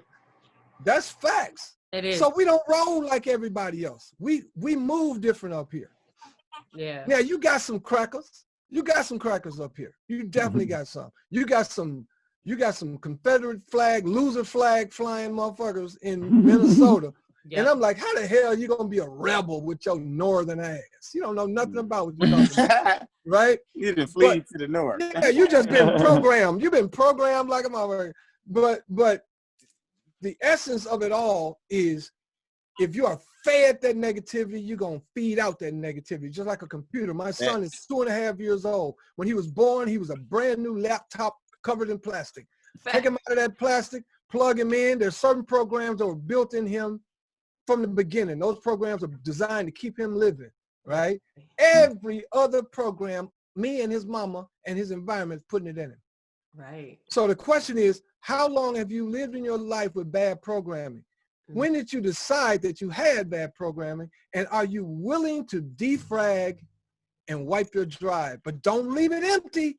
Oh, you got to have some more programs to put in that's better. Otherwise, some same old programs will sneak their ass back in you. So we have to work at it every day. We have to work at it every day. Your default settings. You have to now change your default settings. Absolutely. Yes. Absolutely. Some settings I ain't gonna ever change. All mine. I can tell. All my settings. I got rid of all my core beliefs. I got rid of all the things that was instilled in me. I rebooted totally, because even your parents gave you some bullshit. They gave you some beliefs and some shit that you ain't supposed to have. So I had to get rid of all that shit, bro. Like when I came That's to real.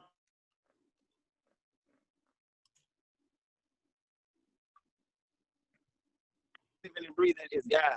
God, everything. I don't need no religion. I don't need nothing to tell me or to be one with God.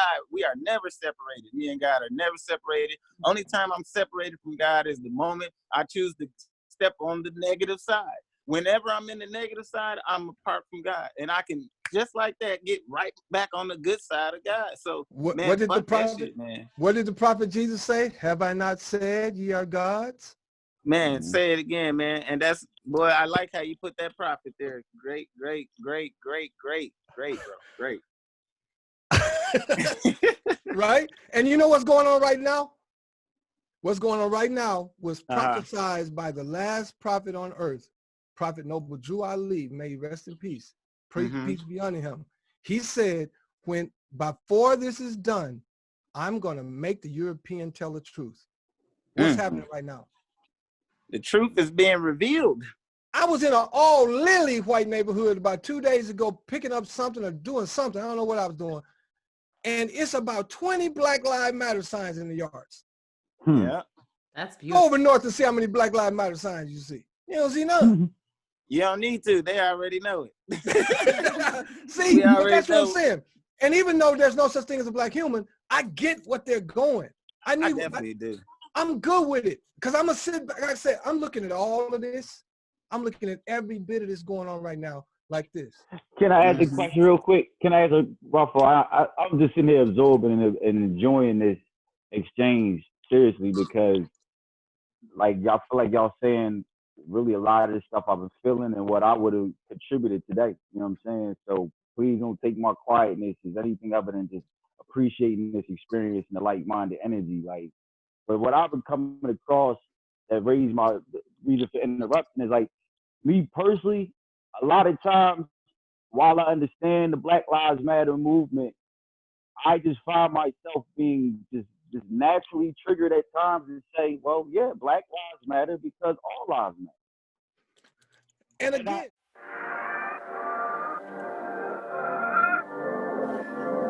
yeah. Hit you crazy for this one.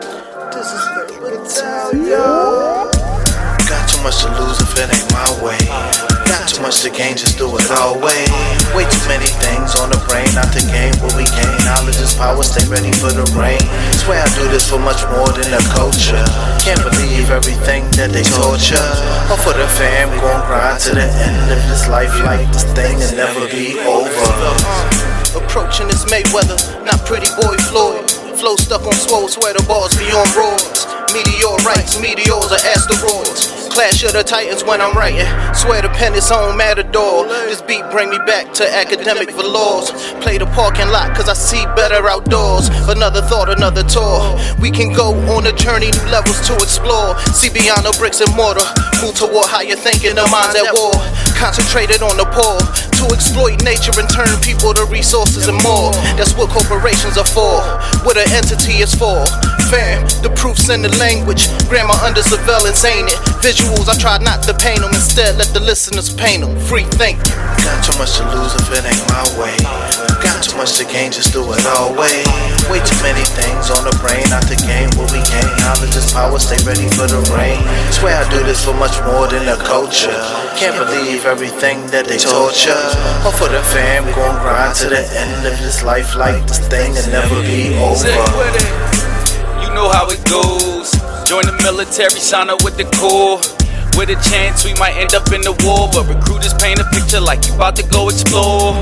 No telling what the future has in store. Be a hitter on the corner or a shooter in the war. Fewer choices when you grow up living poor. Options always limited whenever lines are being drawn. From the city, quickest way to get on tour. Get your freedom, feed your people, give them more. Desert Eagle might be lethal when it's drawn, but in the battle of the wits, you catch an automatic loss. Build your body and your mental, make them strong. When you train, make it a game better, your form. Watch how you change, just watch your life get butterfly. Reach higher heights, you will be fine, just take some time to metamorph. Got too much to lose if it ain't my way. Got too much to gain, just do it all way.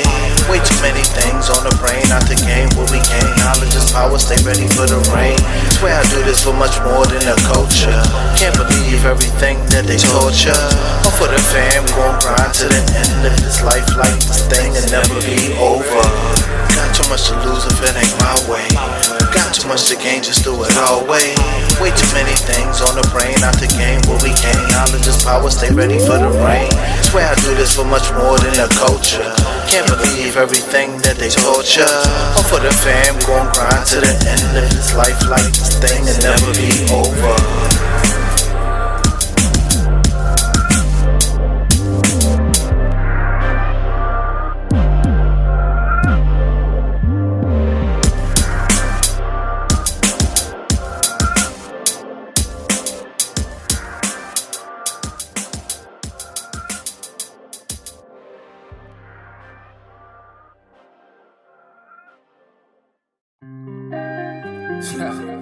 Alright, nigga.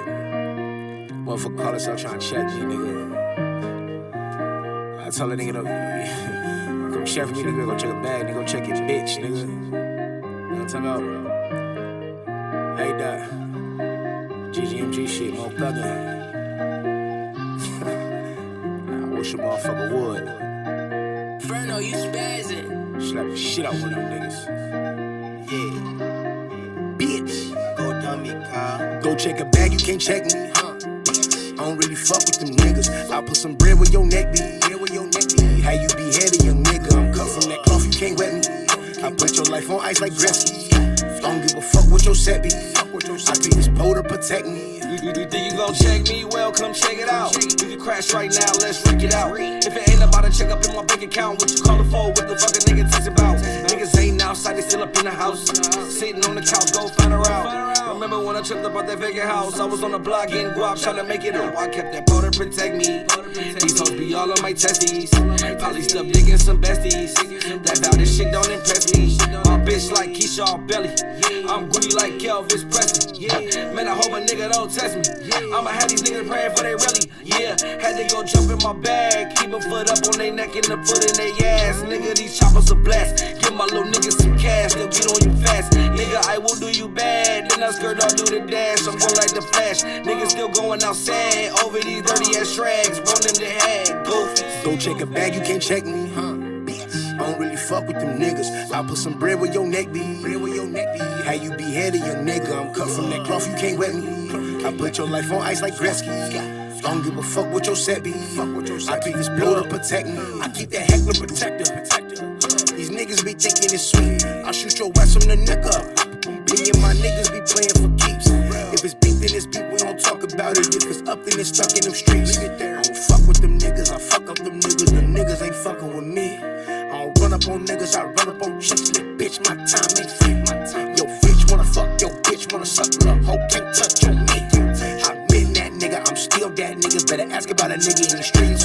I slide by myself. I ride by myself. Best believe a young nigga keep eat. I gotta ride today. This nigga is thinking it's sweet, like I wanna slide your way and make a whole R.I.P. I'm just one dial away. Like I won't come fly up the street, like I won't come air out the beef, like I won't leave you laying 6 feet. Go check a bag, you can't check me. I don't really fuck with them niggas. I'll put some bread where your neck be. How you beheaded, young nigga? I'm cut from that cloth, you can't wet me. I put your life on ice like Gretzky. Don't give a fuck what your set be. I keep this pole to protect me.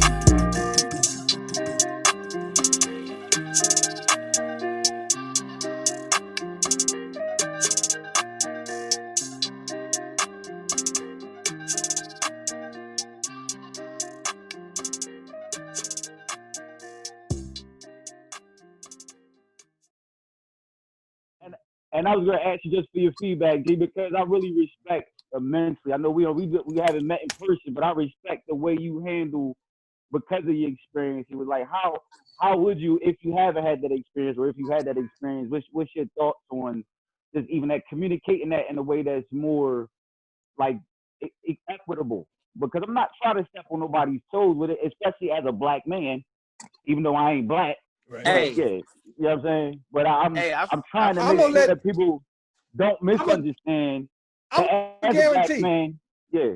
I'm a guarantee that Ernest got the answer I'm about to give. Go on here. Yeah. Check this out, bro. I feel exactly what you're saying, and it took me a while to get it too, and it took me a while to understand it. And I'm not saying that my understanding is correct. This is just my perspective of giving it. But listen to me. When you hear the word Black Lives Matter, I stand on that because of this. I hear the people be like, why y'all gotta single it out to just Black Lives Matter? Because Black lives are the only lives that's being killed in the form of fashion that they are. And so they came up with like the anti-chant. The All Lives Matter was the anti-chant to say, man, we tired of hearing about just y'all lives. All lives matter. That's where it came from. It came from that. It's an anti-chant. We all know that all lives matter. We know that. That's why we're asking as Black Lives Matter to be treated as the equal. You see what I'm saying? So Black Lives Matter movement came about is because the treatment is otherwise. You're showing that we don't matter. And you can't go on national TV and see any other race, children, women being disrespected and killed and slaughtered in any kind of fashion on any kind of network. You can't even see animals being treated the way that Black lives is being treated. Man, they will get out there and riot and picket for animals before they get out and riot and picket for your ass. You see what I'm saying? Like they protested for fucking, they protested for haircuts. They protested for dog rights, but so they can bring their dog to work. Like shit that don't mean shit. I want to interrupt you, E.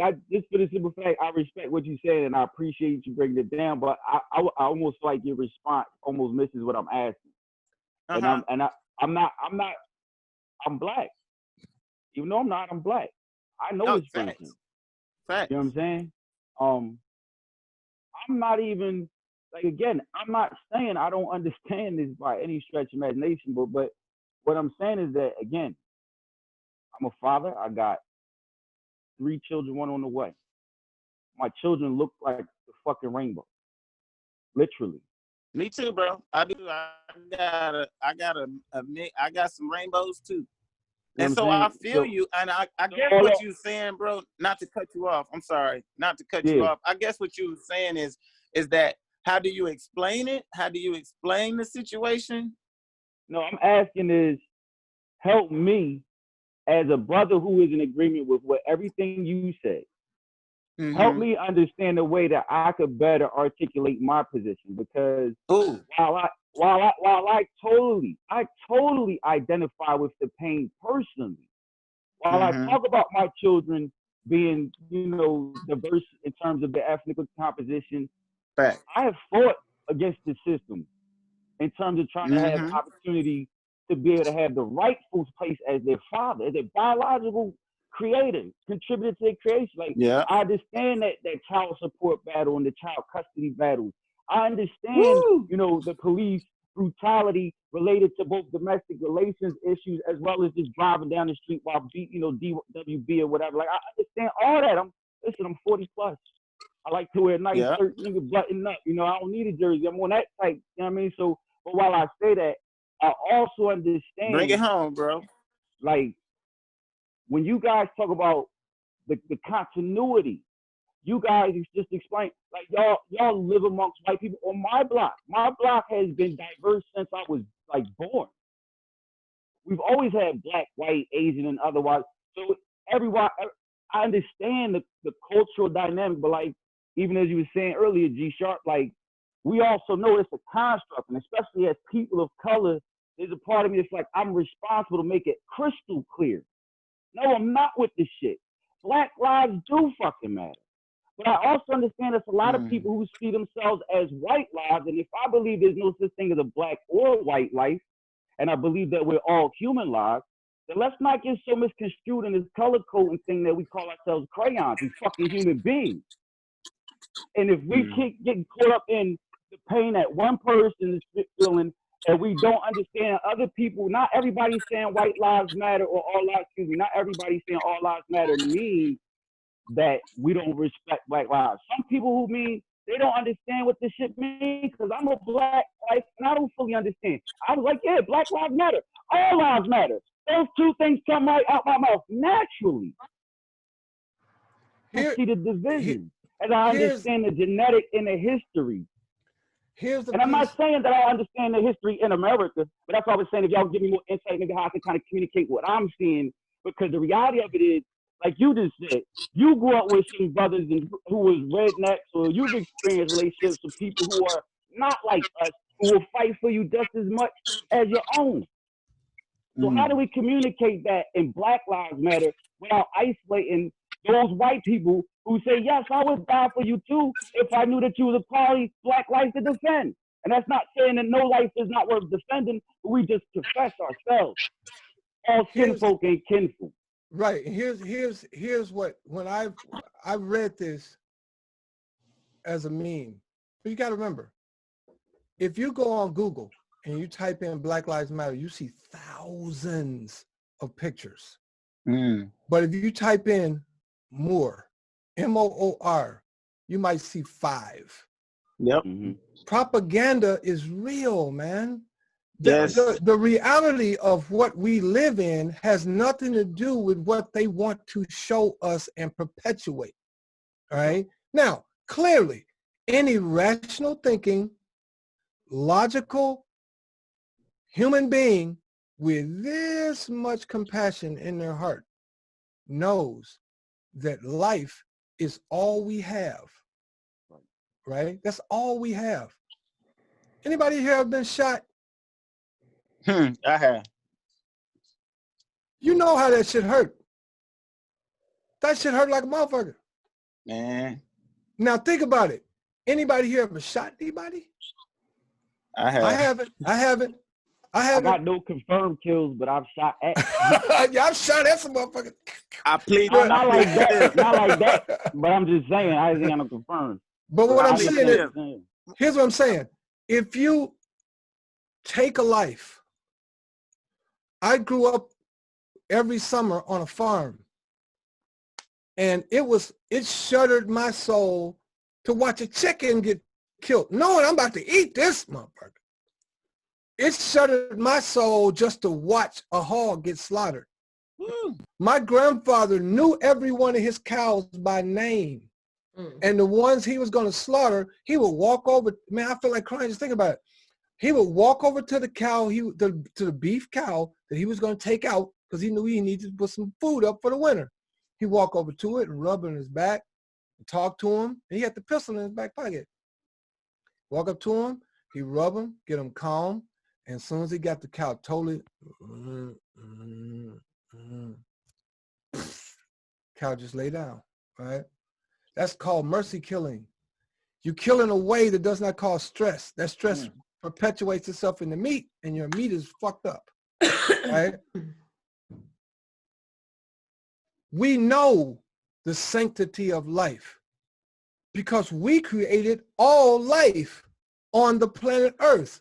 If you don't believe me, go look at Georgia House Resolution 1203, where it explains that we are the Moors and we are the indigenous and aboriginal people of the planet, of which all humans exist. Georgia House Resolution. Look at the UN's Declaration on the Indigenous Peoples. I'll wait. No, I ain't gonna wait for right now. But what I'm saying is, we intrinsically know. But those Europeans who have allowed the systemic oppressive matrix based on fictional race have allowed that system to give them cover so they can do shit, and they do it under the false belief that they have protection based on nothing but their complexion. The system needs to die.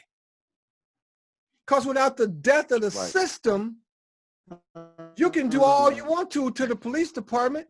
You can do all, look, if all four of those Europeans who killed their brother, all of them were Europeans, that's true. If all four of those cops who murdered their brother in cold blood, right? I think it was a hit personally. But I do too, personally. But all the brothers who murdered that brother in cold blood in front of Cup Foods, which is a very fucked up place. If you know anything about Cup Foods, that place is fucked up. But if all four of them got hung by the neck until dead in the middle of Calhoun Square, that's not justice. That's just extreme punishment for the crimes they committed. Justice is when the system that emboldened them to do so and believing that their complexion was going to be that, it's torn down. It's torn down, where there will be no justice. Right. Yeah. Right. But again, the world we live in right now, the universe is turning. Right. The universe is arrowed and pointed into, for some reason, Minneapolis. Nobody thought the revolution was going to be in Minneapolis, except you know what time it is. Nobody thought the revolution was going to be in Minneapolis, but Prince. Right? So that's powerful. So facts, bro. We have used the universe has used our intent. And then the final straw was when our children, the Europeans, and their children, the millennials, decided, fuck that. Fuck that shit. Fuck we tired of this shit. We tired of this shit. Yep. Facts. So that means that that technically means that all of us melanated peoples of the world, because you think about it, it started as a spark in Minneapolis, and it has not stopped growing. Period. Motherfuckers in Australia are protesting. Yeah. China, bro. I seen fucking China. China. What the fuck? And you know why the Chinese on that tip? Because they have their own set of oppression, but don't forget, the original Chinese. Yeah. Go look at all their Buddhas. They got nappy hair and big old lips. All of their pictures, big noses and braids and shit, man. Come on, man. Y'all better do they better do the knowledge on that shit. Yeah. The truth is, look, Noble Drew Ali, peace be unto him, he said, when before this is over, I will make the European tell the truth. So what we need to do is sit our asses back and let them Europeans preach. Go on, baby girl. Go on, baby boy. Go on, tell the truth. Your dad is watching. Tell the truth. Man. Tell the truth. Say that shit. Period. Period. In that order. Yo, that's one thing I will say that I have seen. You know what time it is. Is like a lot of these young kids like telling their parents like, yo, no, you're wrong. You're wrong. That's not okay. Because they haven't been, they're young computers. Yes. They're young computers. They haven't been programmed bad enough yet. Yep. They know the difference between up and down, right and wrong. 2 and 2 is still 4 to them. People and how we've become so integrated. It's a taught thing. Ideas of again, young Pharaoh, that brother, I don't agree with everything he says, but young Pharaoh made it very clear. Europeans, we gonna help y'all drain this swamp. But once this swamp is drained, we need y'all to help us drain our swamp.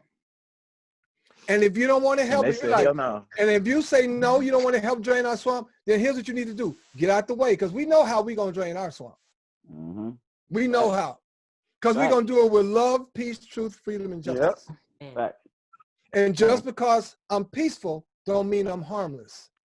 Never, ever take peace. Please don't ever do that.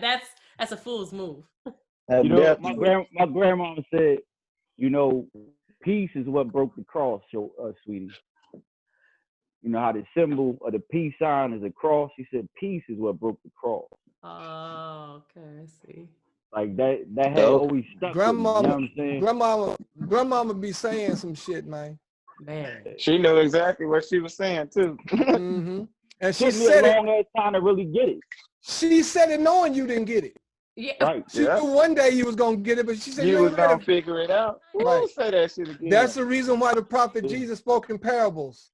Yeah. He spoke so that those who had ears could hear and those who had eyes could see. And until you got your eyes and your ears, you just thought it was a little story. Right. Yeah. It comes to you when it's time. When it's supposed to. Ready for like it. I said, I'm 60 years old. I've been a dumbass for about 48 of them years. You gotta have a willingness to accept knowledge. Otherwise, it'll go over your head. That's right. And again, if you notice in the backdrop, that's my spiritual name. That's my national name. Understood. Right. Greg Sane, Gregory Sane is the name my mother and my father put on my birth certificate. Okay. Right. GSHARP is a nickname that Terry Casey from Maserati gave me years and years ago. I've kept it ever since. But Seraph GL is my name. I don't have to write no paper. I don't have to turn no paperwork in because that's European nonsense. I ain't got to give you no paperwork, motherfucker. I started your shit. Right? This is who I am. You don't believe it, that's your business. Right? Yeah. Now, if you need me to do some commerce with you, I'll pull my Gregory Sane license plate out or my Gregory Sane driver's license, whatever you need so I can do some commerce. But as far as who I am, which is two of the biggest words you will ever say in your life. I am Seraph GL. Right. The most powerful. That which matters most. I'm the guardian. Words that too. Which I most. am. The most powerful 2 words you can utter out of your mouth. Man. Absolutely. And again, the G period stands for all of those things. Gregory Sane, G-sharp, all that. So nobody have to get no attitude about it. You can call me what you want to call me. Right. Just my mom used to, for dinner. Right. Because my mom used to also say, and this goes down to the whole nigger, black, Negro. Because I don't know why you have a problem with somebody calling you a nigger, but you're okay with them calling you black because they all mean the same. But but my mom used to say to me all the time, Gregory, what did she call me? Gregory, It don't matter what they call you. The question is, what do you answer to? What you answer to? Ooh. Call yourself. My grandmama told me that. Grandmama told me that. Yeah. Now, if your If you grandmama, answer to it, that's what you is. now where your grandmama from? Where your grandmama from? Memphis, Tennessee. Memphis. My mama from Memphis. She born in Tennessee, but she grew up in Memphis. You know what I'm saying? But if you ever notice, that's where my mom's from. if you ever notice, I don't care if your mom and daddy was from Mississippi, Tennessee, Texas, Wyoming, California, no matter where you're from, there is a genetic marker that goes through us. Why do you think when we was little kids, before you could go on social media, we knew certain dances that kids in LA knew, and we had never seen them do them? Yeah. My mom told me that my baby brother, who was 20 years younger than me, she said, I can't believe y'all so much alike and you never lived together. It's a genetic marker. It goes through us. Some of that genetic marker is pain. Yeah. Some of that genetic marker is trauma. But you have to get that out. But you keep the good shit. You don't have to throw the baby out with the bathwater. You can keep the good shit and throw out the bad shit. Right. That's why whenever I don't feel good, I take ionic silver water, because the ionic silver goes in and kills the bad shit. I be messing with that colloidal silver and everything, and the Ormus gold and all that. Something else. I be on it too, man. Something else with my people on here. I just thought about this because at one point my resting blood pressure was like 200/170. I was almost about to pass out every day. Jeez. Right? And the doctor wanted to put me on blood pressure medicine. I said, no, let me try to do it myself first. Right? I tried a whole lot of different things. You know, the one thing that you can take and it will normalize your blood pressure, I don't care how high it was. Every day, but you can buy the Target. It's called Calm. C-A-L-M. It's a magnesium supplement. An old man told me, son, you don't need all that shit. Take some magnesium. You go get some Calm. You pour a tablespoon in some water, a glass of water, drink it down, and take your blood pressure. Take it every day. And after about 2 or 3 months, that magnesium is built up in your system, and your blood pressure just flows like it's supposed to. I'll tell you, if you know, look, my mom used to always also say, man, she rest in peace, Gregory, when you learn better, you ought to do better. Right. Woo! That's a gem right there, boy. That's a gem. Stop doing stupid shit just because you're used to it. Right. Right, exactly. Right? You ain't got to be no gang banger. You ain't got to be no baller. You ain't got to be doing no stupid illegal shit. It's too much money out here. It's too much money. And that goes back to what he was saying about, you know, you're gonna have to play with them eventually anyway. A lot of times, I know I found out the hard way. You think that you taking a shortcut, doing the illegal or doing that, which is killing yourself. Whatever. Yeah, you running the fast way to a grave, you know, and we already see that. We see that in our own communities, our families.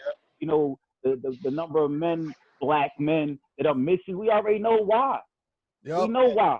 So it's like, why keep perpetuating the same, you know, expecting different? It's just retarded. Now I'm gonna say this one more thing, and I'm gonna shut up for about 10 minutes, unless you don't stop after I get talking, because I've already done too much talking. So I'm gonna shut up and let y'all talk.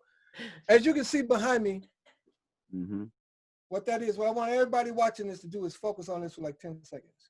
And here's why. Because what that is a sigil.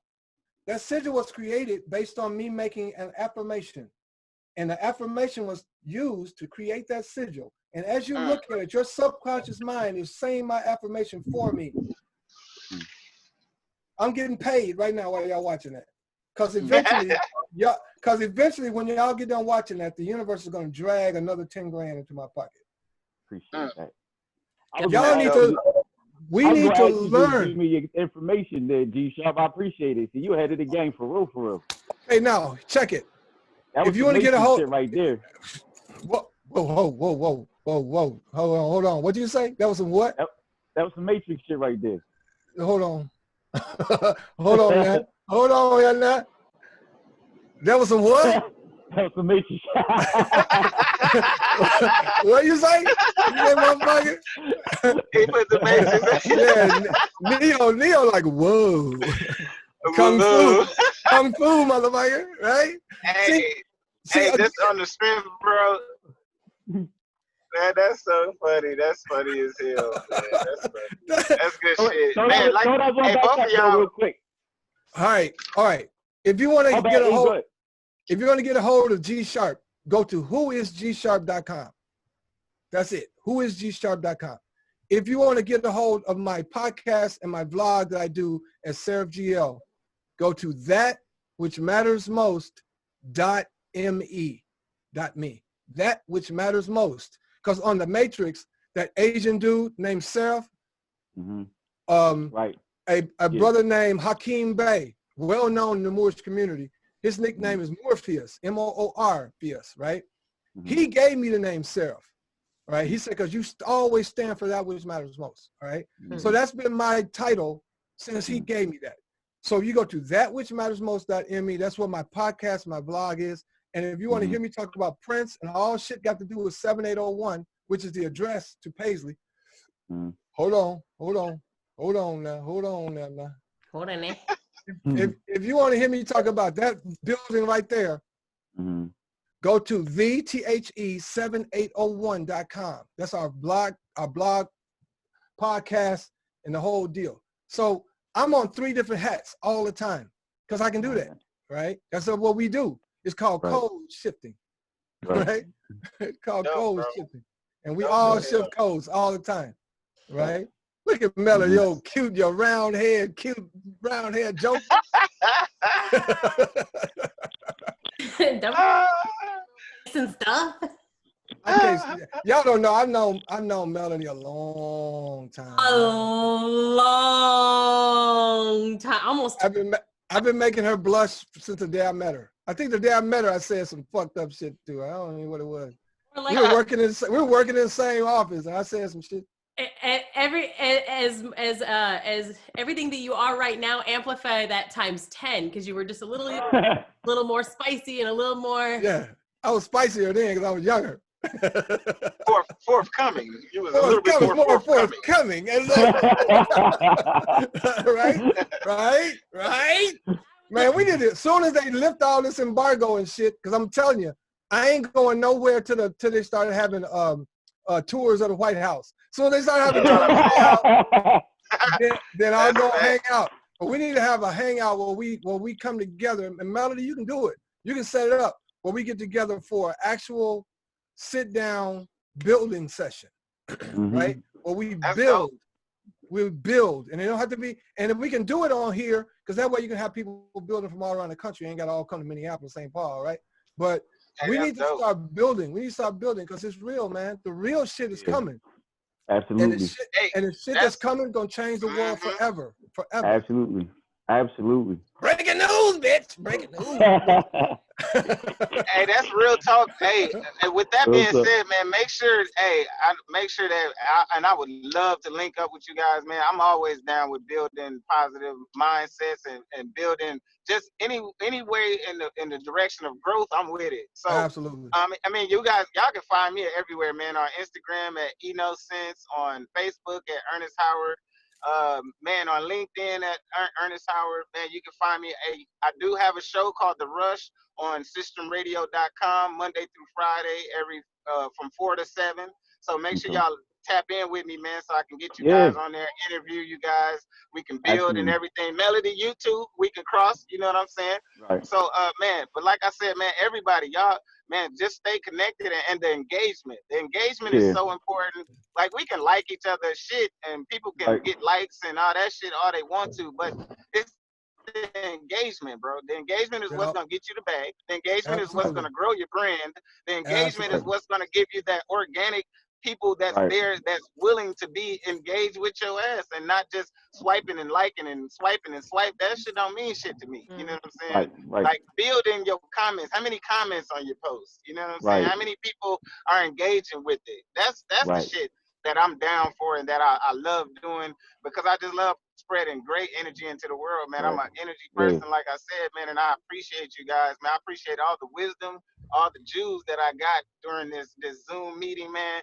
Melody, I like to say thank you for allowing me to be on here. I know we probably ain't done, or we probably is, but I just want to get this shit out the way just in case my phone died.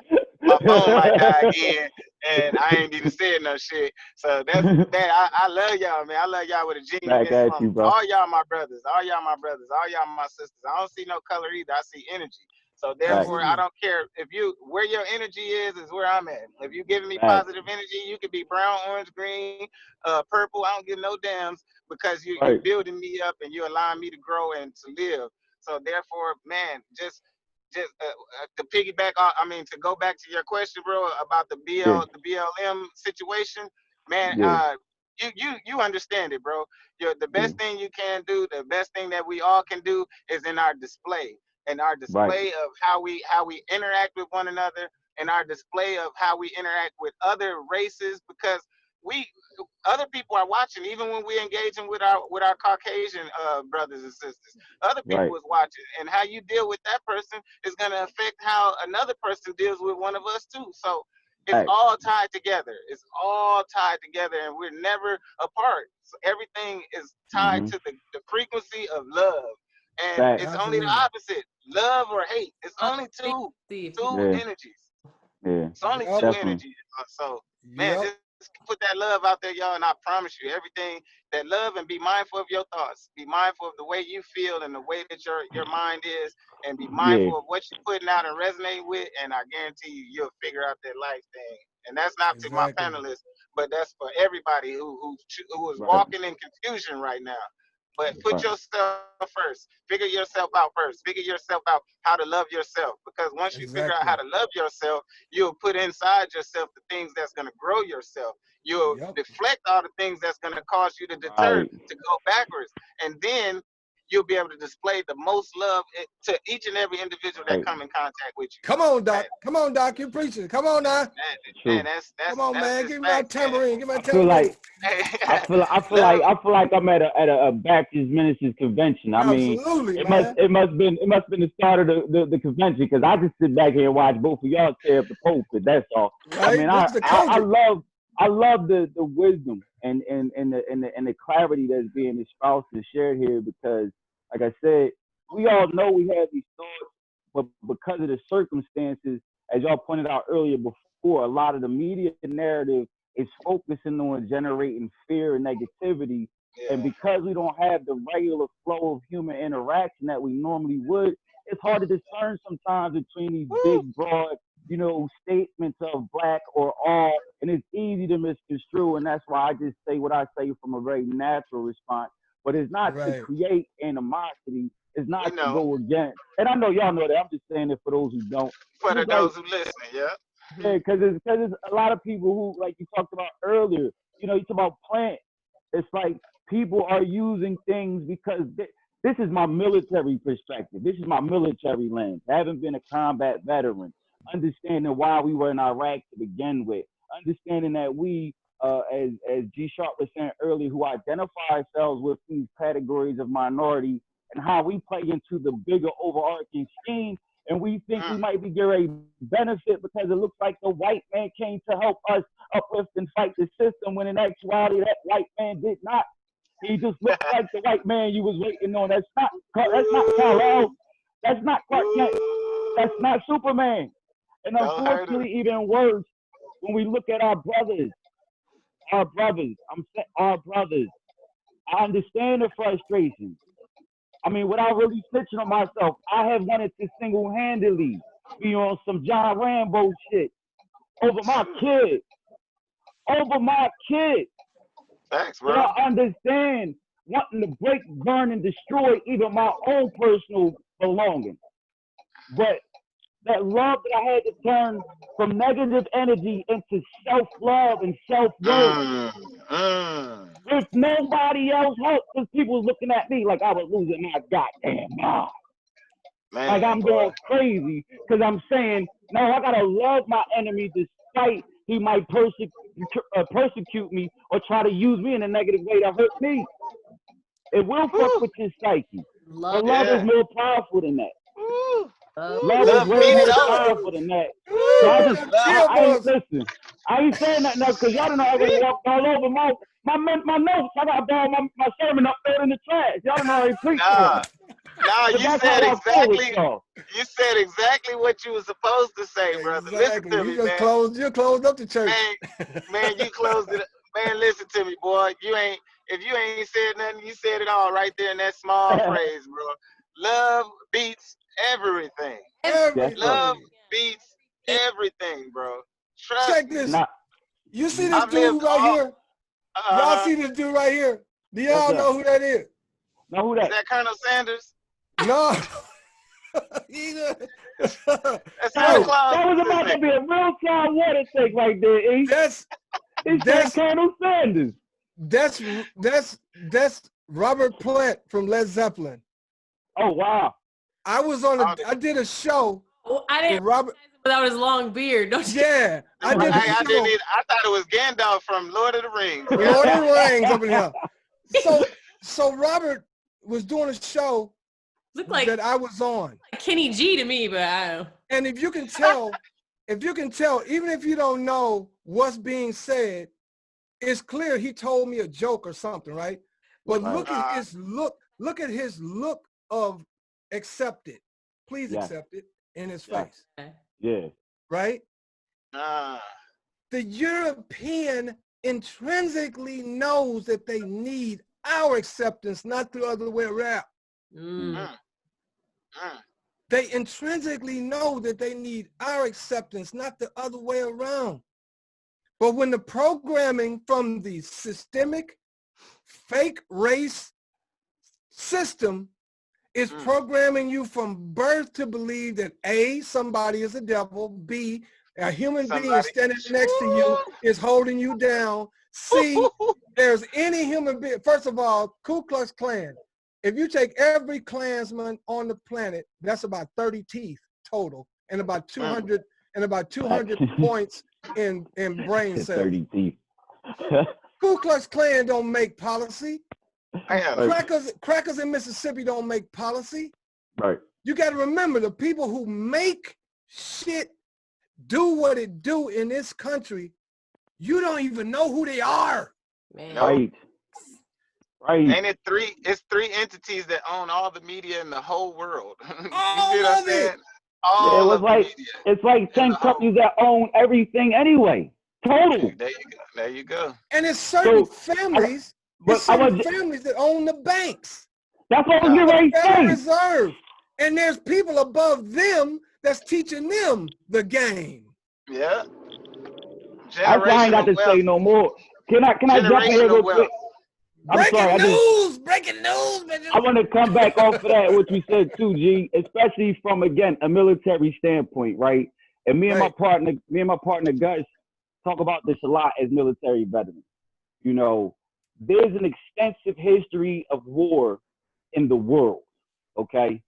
And when you look at us as Americans and what we're going through right now, while you have people who may be presenting themselves as though they want to be champions of freedom and liberty and equality, there's many who are very strategic in using that platform and that rhetoric to manipulate those who they want to be pawns and instruments for the destruction they too cowardly to create themselves. And so what I'm saying is that coming from a position of having been deployed and seeing that there are people who spend their whole lives to just work in the employment of the persons who have the power and the control. And hear what I'm saying? There are people who spend their whole lives becoming strategic at dominating whole land terrains. The whole United States is groups of people who that's all they do, while you think you just holding down your block. You got a tank in Chicago, I heard. That's cool. Don't waste your ammo. Stockpile as much as possible. You may actually need it one day. But don't think that this is the time to go blowing some shit up. You got AKs, you got M9s, you got whatever the fuck you want. I carried a 249 myself. Yep, you gotta know who to fight. This is my point. Because the idea is that we still playing cowboys and Indians, and we not. We playing cowboys versus aliens. And it ain't no real aliens. Sorry, Melody. It ain't no real aliens. Not these ones. This is the Hollywood shit. This is to get you to think you fighting something that ain't human. And in actuality, they will have you fighting somebody who's supposed to be your ally. They will have you fighting somebody who's supposed. Exactly. Exactly. That's why it's the Matrix, my brother. Let me read it. Let me read it. For we wrestle not against flesh and blood, but against principalities, against powers, against the rulers of the darkness of this world, against spiritual wickedness in high places. If you ain't in a high place, we ain't got no reason to be wrestling with you, because you can't do shit for or against me. Facts. To me at all. To me at all. G, how you say, G? G, how you say we supposed to be like this We with it, supposed right? to be like this here. Yeah. Because the truth cannot be stopped. Right. Facts can, look, Baba Dick Gregory said, may he rest in peace. When a woman, and Melody can attest to this, when a woman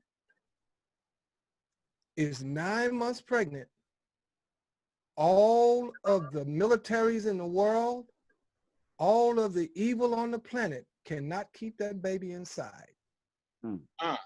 This baby is in the canal right now.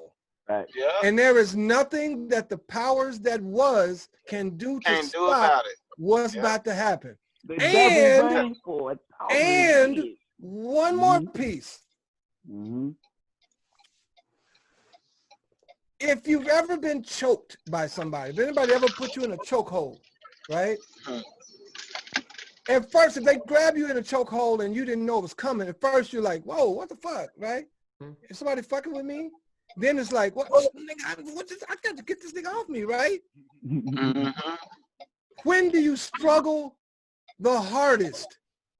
When you fear death. Yeah. The system is struggling the hardest it's ever struggled in the history of mankind right now, because they know that the time is over. I just spoke on that, bro. I just said, when we come out of this, the world will be totally different. People are sick, and the moment you got people to be sick and tired, the moment you got old people to be sick and tired, the moment you got old white folks sick and tired, the moment you got, bro, listen to me. Breaking news, bitch! The moment that shit happened, and then the moment you started fucking with their money. So you want to get their attention, you fuck with their money. And that's what it was about. That's why I didn't give a fuck about none of that shit they burned down. This is my opinion. I didn't give a fuck about none of the materialistic bullshit that they burned down, because none of that shit is worth more than a life. You see what I'm saying? And the businesses that was tore down, yes, some of them was our businesses, but them wasn't us that did that shit. No, but the ones that's in our communities, that's doing us no justice. Like Target don't do nothing but give you a job. They not going to rally for us. They not batting for us. They racist as fuck towards us. Look at the behaviors that they have towards African Americans. So all those stores that was lost in the wake of the fucking war, suck it up. Who gives a fuck? You got insurance. You gonna get all that shit back. Y'all a $1 billion company. Stop playing with us. The United States of America blew Nagasaki and Hiroshima off the fucking map. And then they spent the next 20 years rebuilding it to where Japan now is bigger than we are. It's bigger than we are. Can I jump in it? Can I jump in there though? I just want to add, because I agree with all that, and I'm with you, because like that's where I think people misunderstand my position on it. It is the way it's structured. Your companies like your Target, your Walmart, your major corporations, those who have those things in place, they didn't take a loss. They actually took a gain. They actually made a come up off of this situation. Also, like you said, a lot of the smaller businesses that belong to us that was attacked, it wasn't our people. It was other people who did it to them. I agree with that. But what I'm saying is, for our people, like I see even in Philly, a lot of young people who like took it the opportunity. Well, I'm gonna go loot. I'm gonna grab me some shit, right? And it's like I understand that. I understand that rationale. But what they didn't think about was you get ready to get caught up in the sweep. And so what happened was 3 weeks later, most of the people who was looting got caught right outside the county because of where they stashed all the stuff. Because one person snitched. Because everybody snitches. And so I'm saying is this: I'm challenging us, especially when we should be sitting back looking at it from the side more strategically. You want to fight the system? I personally don't shop at Target. I personally don't shop at these big companies, so they ain't getting no bank off me to begin with. So if somebody want to run in there, I'm not judging you. I'm just saying, why put yourself in a position to be that black face or that colored face who they're going to now put on the news and say, well, look what these just did. They now, and it further fuels that, and now your family is messed up. Not to mention for those, that's the only part I'm saying. Otherwise, burn it down. Burn it the fuck down. I get that's that. so dope. That's so dope that you said that, bro, because I understand, so in war, people, when you go to war with somebody, you understand that the things that's gonna happen. You're gonna have losses, you're gonna have casualties, you're gonna have structural damage, you're gonna have all that shit when you in war.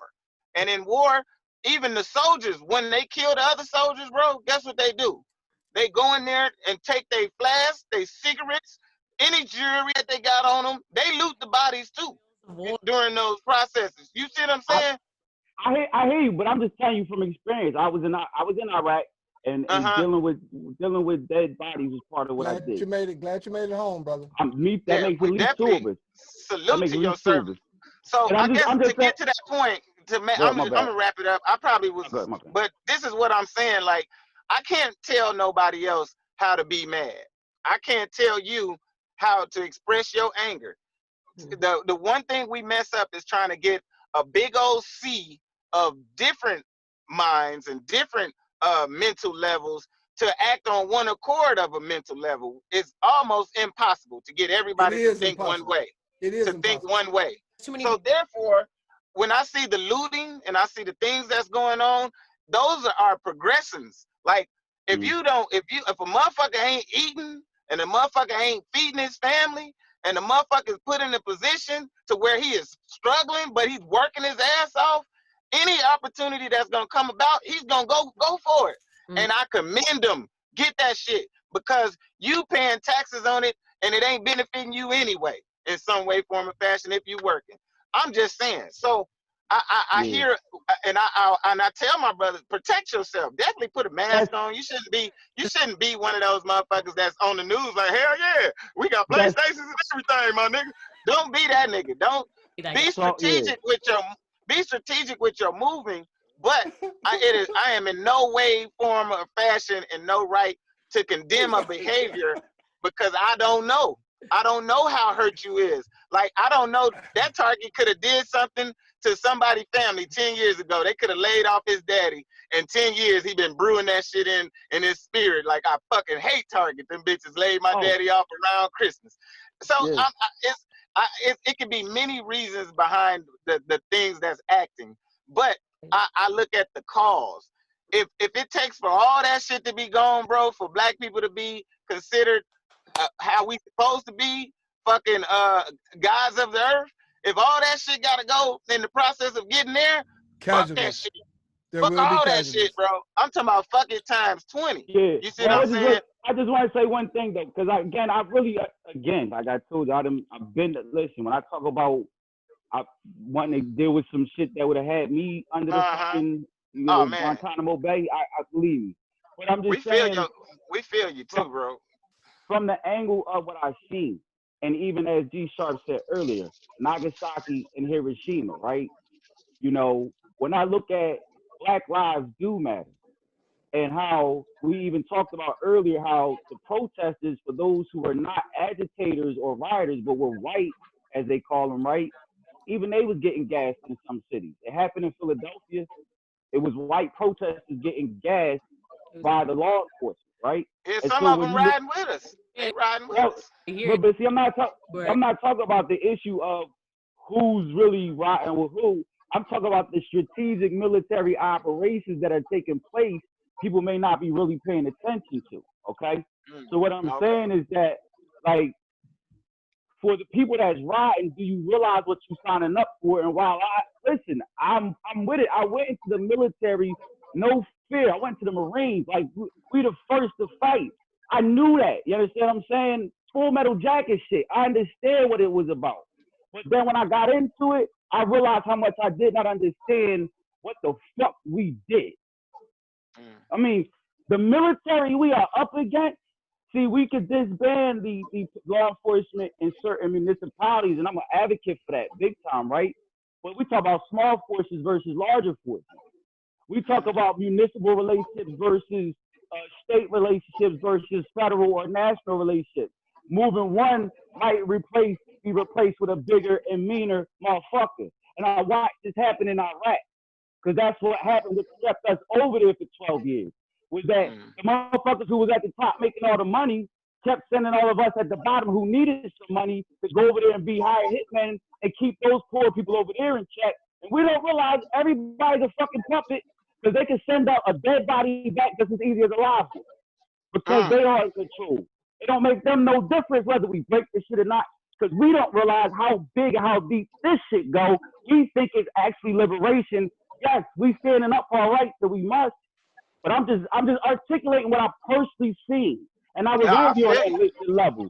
I didn't have a whole lot of top secret clearance.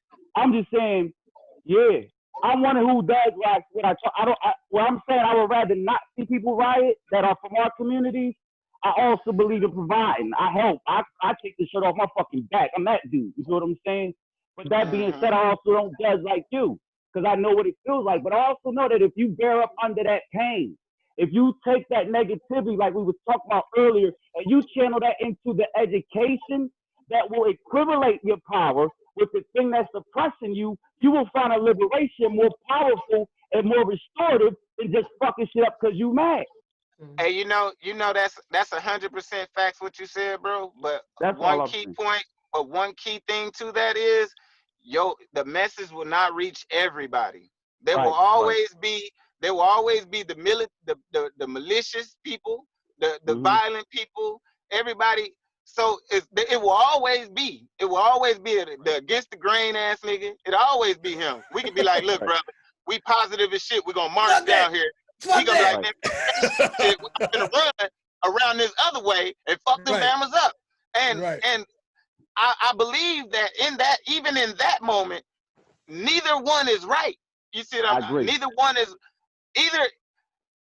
Whatever way you form, whatever way you come down to stand up against anything that's injustice, anything that is that's not upholding the positive way of life, there is no way. There's the same maliciousness that they use to tear it down. You have to use that same maliciousness to get rid of that shit. We have to police our own communities. When we say get rid of the fucking police, we say, bitch ass motherfuckers, stop coming to our communities from the suburbs and policing us the way that you feel deemed necessary, because you get to go back home to your community. That's what we say by fuck the police. When we say fuck the police, we say fuck y'all. We're gonna appoint our own community activists and police ourselves. Now that is the only message that I fully 100% stand on. When we hold ourselves accountable, when we go as a collective to get these niggas off the corner for selling dope, when we give these young brothers something to do instead of hanging around, when we produce other things that motherfuckers can gravitate to that will give life, that is the logical thing to do. But we have to understand, in that message, a lot of motherfuckers won't get that message. A lot of people can't. So there will always be confusion, destruction. There will always be the destruction. There will always be the things that the old must pass away for the new to come.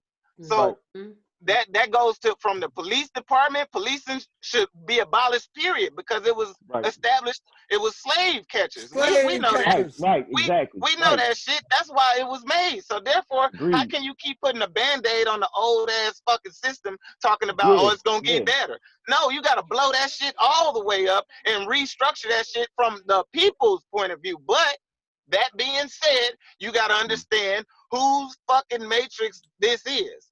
So we have to operate in this matrix. So in order to come out of the matrix, we do have to coexist and come together as a whole and one mind. But the likelihood of it is very slim because everybody is an individual and everybody has the freedom to do whatever they want to do.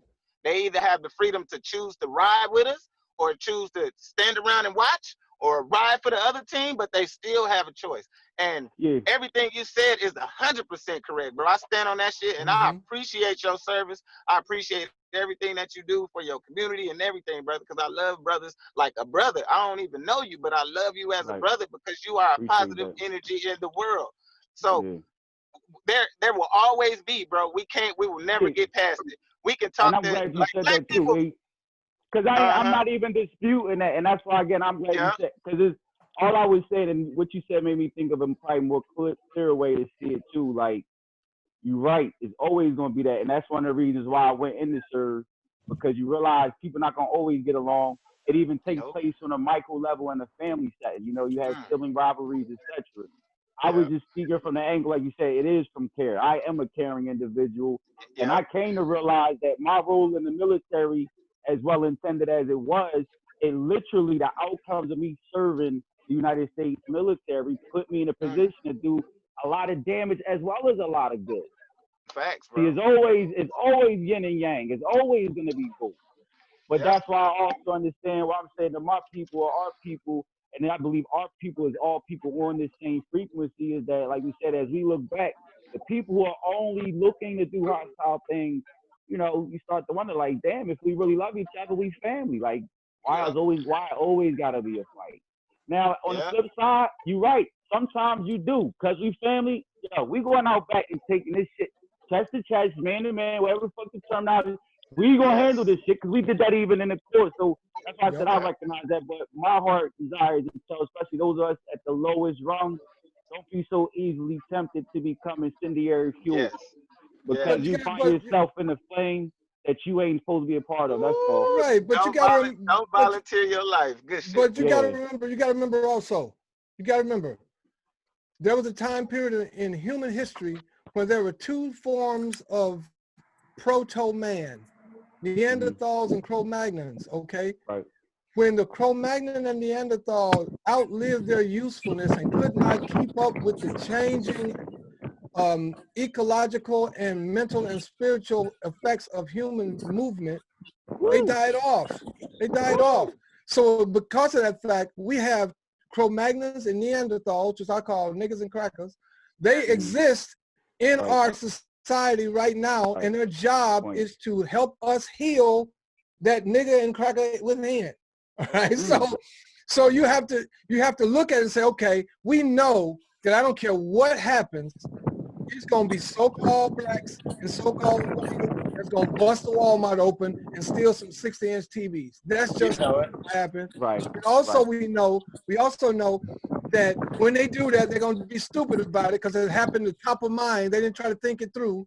So they just walked in with no mask or nothing, just coming out with the TV and the PlayStation. Nigga, I'm about to blow up, say one, right? So you got all that going on, and then they get caught up in the system. That's all part of it. That's like war. And just like United States of America turned into the United States of America because of proclamation and certain stuff, but it was looted by those who didn't see the real truth. So they just looted this country with our people, with the resources, everything. Okay. Now with the same story, but we're talking about the police force and people they're using propaganda to shake you off the truth. The truth is simple. Albert Einstein said, and I quote, "We cannot solve our problems with the same thinking we used when we created them." So when we know that slave catcher turned into police force, right, then we understand why police force have a different vibe than the sheriff department. We understand why the police force wasn't created just like the fire department. I used to be a firefighter, when you pull the fucking red thing, that's when the firefighters go into action. We don't get in our trucks and ride around the neighborhood setting fires and wait for the shit to kick off, and then we go in and try to put it out to look like a bad guy or a tough guy. No, we wait until there's a problem. And I'll tell you just like this. If somebody busts up in my house right now, right this moment, if I heard some shit going down, right? Or say it's 3 in the morning, I hear some bump in the night, right? I'm going to go under my bed, pull out that tactical BP-12 shotgun that looks like an AR-15, right? It got full 10 round clip in it and a fucking night scope and the whole deal. I'm going to go in the bed, grab that. I'm going to tell my girl, yo, call 911. Somebody about to lay down. And tell them, call 911 so that's on this, so you can hear it.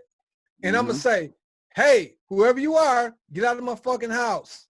Because the next thing coming out of my mouth going to be chick, chick, boom, boom, boom. Right? No shit. The bottom line is there are going to be those who will test that. Right. They're going to be those. But the first thing I did was 911. Because it might be 10 motherfuckers outside about to fuck my shit up. I can't fight off 10 people with one gun. Right? That's what the cops are for. When you got trouble, when you got bump in the night, somebody fucking with you, somebody trying to attack your children, your family, rape you, kill you, shoot you, hit you in the jaw, whatever.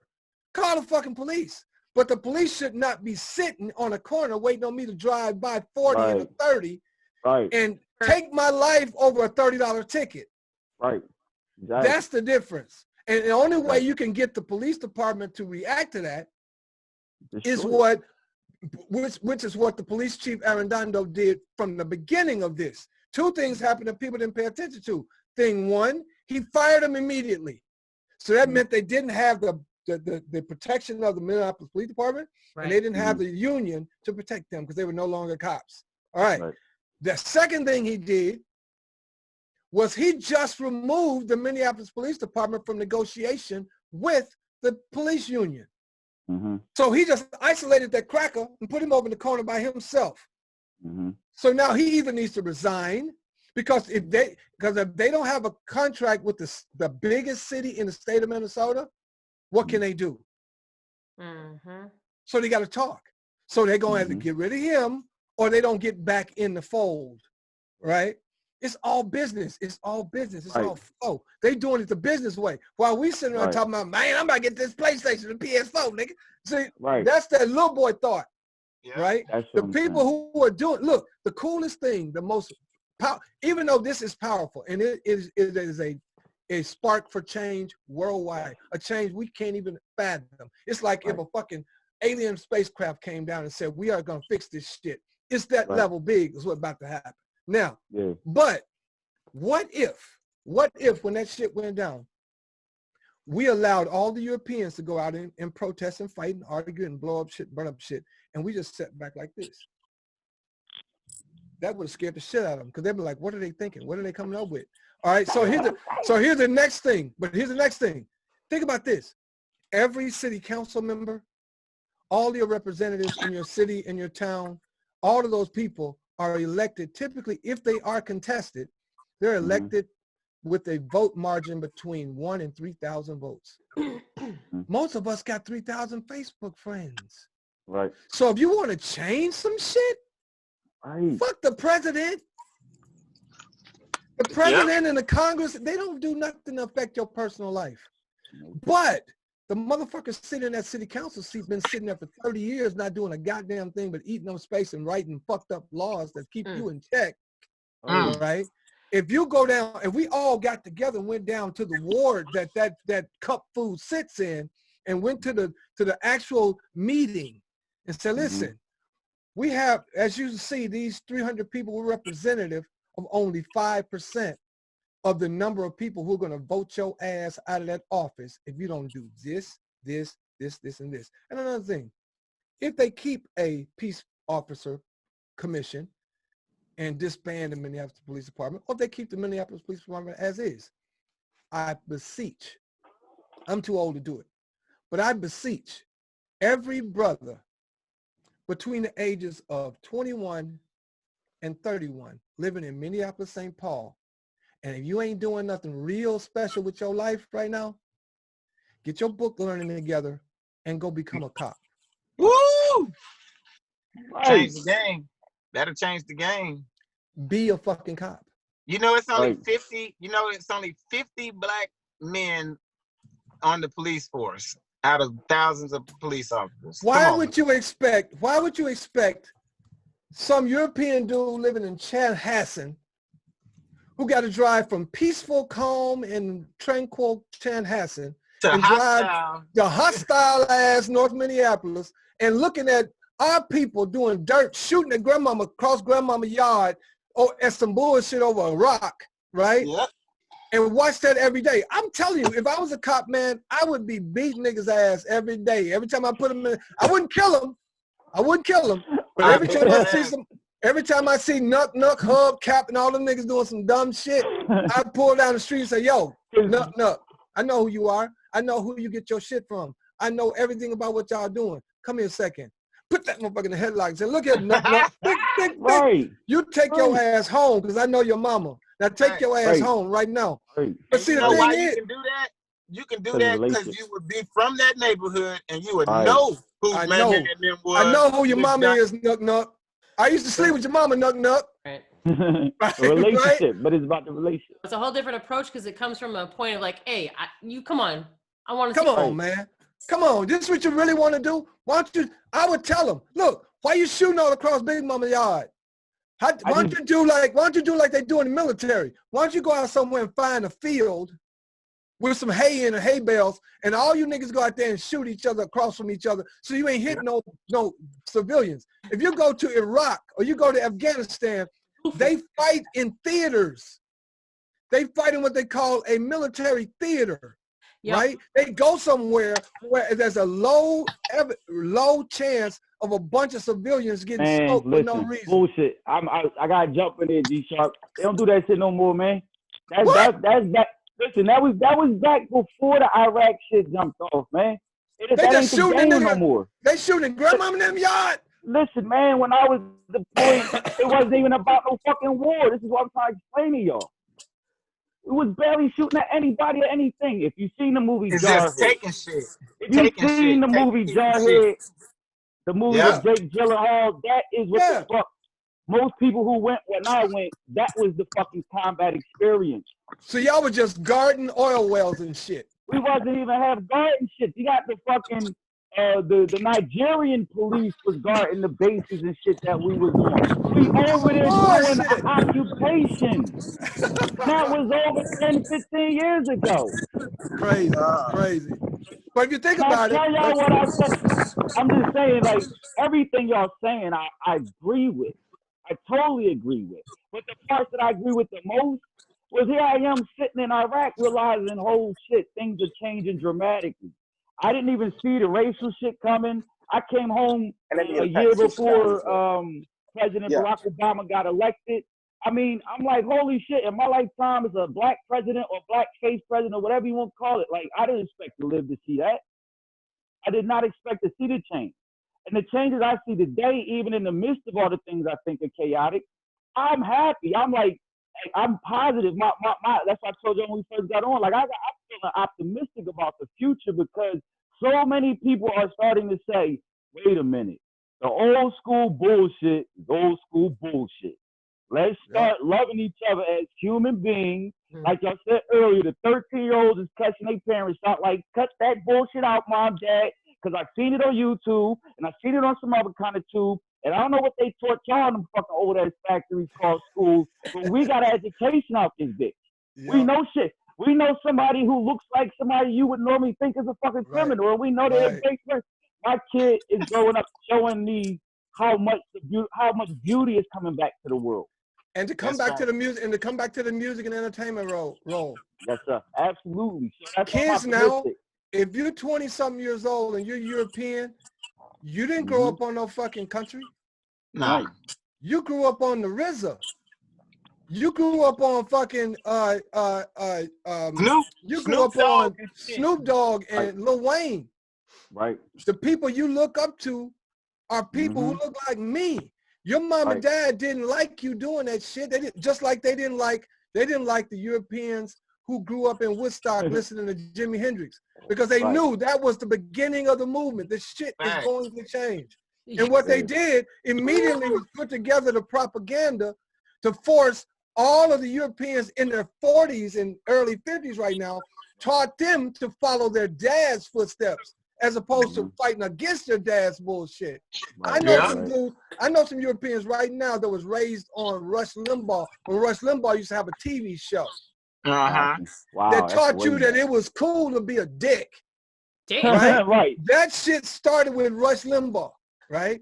Taught you that it was cool to be a dick. And anything that felt good, oh, that's old pussy shit. That's what, and taught you to be, to look at life from a patriarchal. Manly, that's masculine. Taught you to look at life from a patriarchy. We grew up in a matriarchal society. Europeans are taught to grow up trying to be like your daddy. We were taught to be like our moms. Even if our dad was in the house with us. My dad grew up with me. My dad and my mom never were anywhere where he couldn't see her in the room unless he was working until the day she died. So I lived in a household with a mom and daddy and a picket fence and a whole fucking deal in the middle of fucked up Memphis, right? I had to fight because motherfuckers didn't like the fact that I was middle income. Right? I had to learn how to whoop a motherfucker ass, just try to keep him from calling me a punk. Not because I was dealing some bullshit. No, I just wasn't playing that game. Because I knew if I got into some fucked up shit, my mom and dad was gonna whoop my ass worse than your ass could ever whoop my ass. That's why they got ass whoopers back in the schools. So I don't mean that. Now, I'm just saying. Now I'm personally, I'm raising my son violent free. I'm never gonna hit him. Same here. Right? But I put that fear God. Yeah, and I put that what's the brother's name who the dog whisperer? Cesar Milan. I put that little dog tap on him though. When he started getting out, I tap him in them ribs. I tap him in the ribs. What, daddy? What, daddy? Get him right? Because I ain't had to whip no ass. I ain't had to whip no ass in a long time. Like I treat him with respect. I give him. But you set it up from the beginning. You set it up from the beginning. I established it though. I definitely kept that ass. However, when my son turns 5, if I'm living, when my son turns 5, I'm gonna teach him. I'm gonna get him into yoga. I'm gonna get him into Tai Chi, and I'm gonna get him into martial arts. I'm gonna get him into martial arts so that he will know I can literally. I can kill a motherfucker with my hands. That's why I'm not gonna get into a fight. Why would I get into a fight with this idiot who just swinging at me like this here when I can kill him in 2 seconds? That the knowledge is the truth. The knowledge and the truth is what sets you free. Like I said, I've been stopped by cops 25 times since I've been in Minnesota and only gotten tickets twice. Because I know my rights and I don't come at them. Hey man, I know my motherfucking. No, I ain't gotta do none of that. Because the bottom line is, I will speak in a confident yet assertive way. And when it's all said and done, if you get frisky with me, I'll tell them, yo, man, I am not about to fight with you at 2 in the morning and you got a gun and I got no gun. Right? But here's what I will say. But here's what I will say. If I live to get past this experience, I will see you in court. Cops don't Nigga, I'm gonna see you at your mama's house. The fuck no, right? Right? No, but I mean, saying, no, I feel you. That's facts, bro. If you know the truth, if you know the facts, right? And if you watch how you maintain your levels, because cops are scared. A gun is an instrument of fear. So the fact that you carry that gun, I've been to London 12 times, and only in the last 2 of those times did they ever carry guns. Cops didn't carry no fucking guns. Nobody carries a gun unless you plan to use it. Exactly. Don't pull the thing out unless you plan to bang. Plan to bang. That's facts, right. That's dead-ass facts. So the bottom line is, I don't carry no fucking gun. I got guns in my house. I love guns. That's nothing I like. Now, of course, Sick With It was like, nigga, you ain't been to Iraq. If you've been to Iraq, you ain't trying to have no guns all around you and shit, right? No, it's opposite. Actually, the contrary. I'm a gun advocate. I'm a huge gun advocate. I love guns. I don't believe that people should be untrained in terms of weapon usage, and I don't think that people's rights should be in terms of owning weapons and things like that. I think if you're allowed to sell them in the commercial market, you should be able to own them personally as a citizen. What may have you. Right. I was just saying because I also know, as we talked about Nagasaki, Hiroshima, they're just examples of war, you know, where the government went out and killed whole millions of people, just dropped nuclear warfare on civilian populations, but even to the extent we often disregard things like the Tuskegee Airmen. I mean, being in the military, I came to understand an officer is a different level of investment from an enlisted personnel. And so when you look at what the military is willing to put in terms of money, resources, training, et cetera, into their officers, they took a bunch of officers and said, hey, and by the way, they were pilots. The Tuskegee Airmen were pilots. And so they took a bunch of pilots, their own portion of their own U.S. militia, and just ran laboratory experiments, just gave them syphilis to see what would happen without the treatment. So when you understand that there's a population of our leadership that historically and even to this day still thinks and operates in that way, like y'all talked about collateral damage, the collateral damage will be very quickly the population that thinks they're ready to do something. Right. That's why I say what I say. Like, they've been plotting on, I mean, I just found out about the Georgia Guidestones, you know. There's organizations and factions that have been around working, circumventing the established system, if you will, so as to create the circumstances that would cause havoc for the majority of it.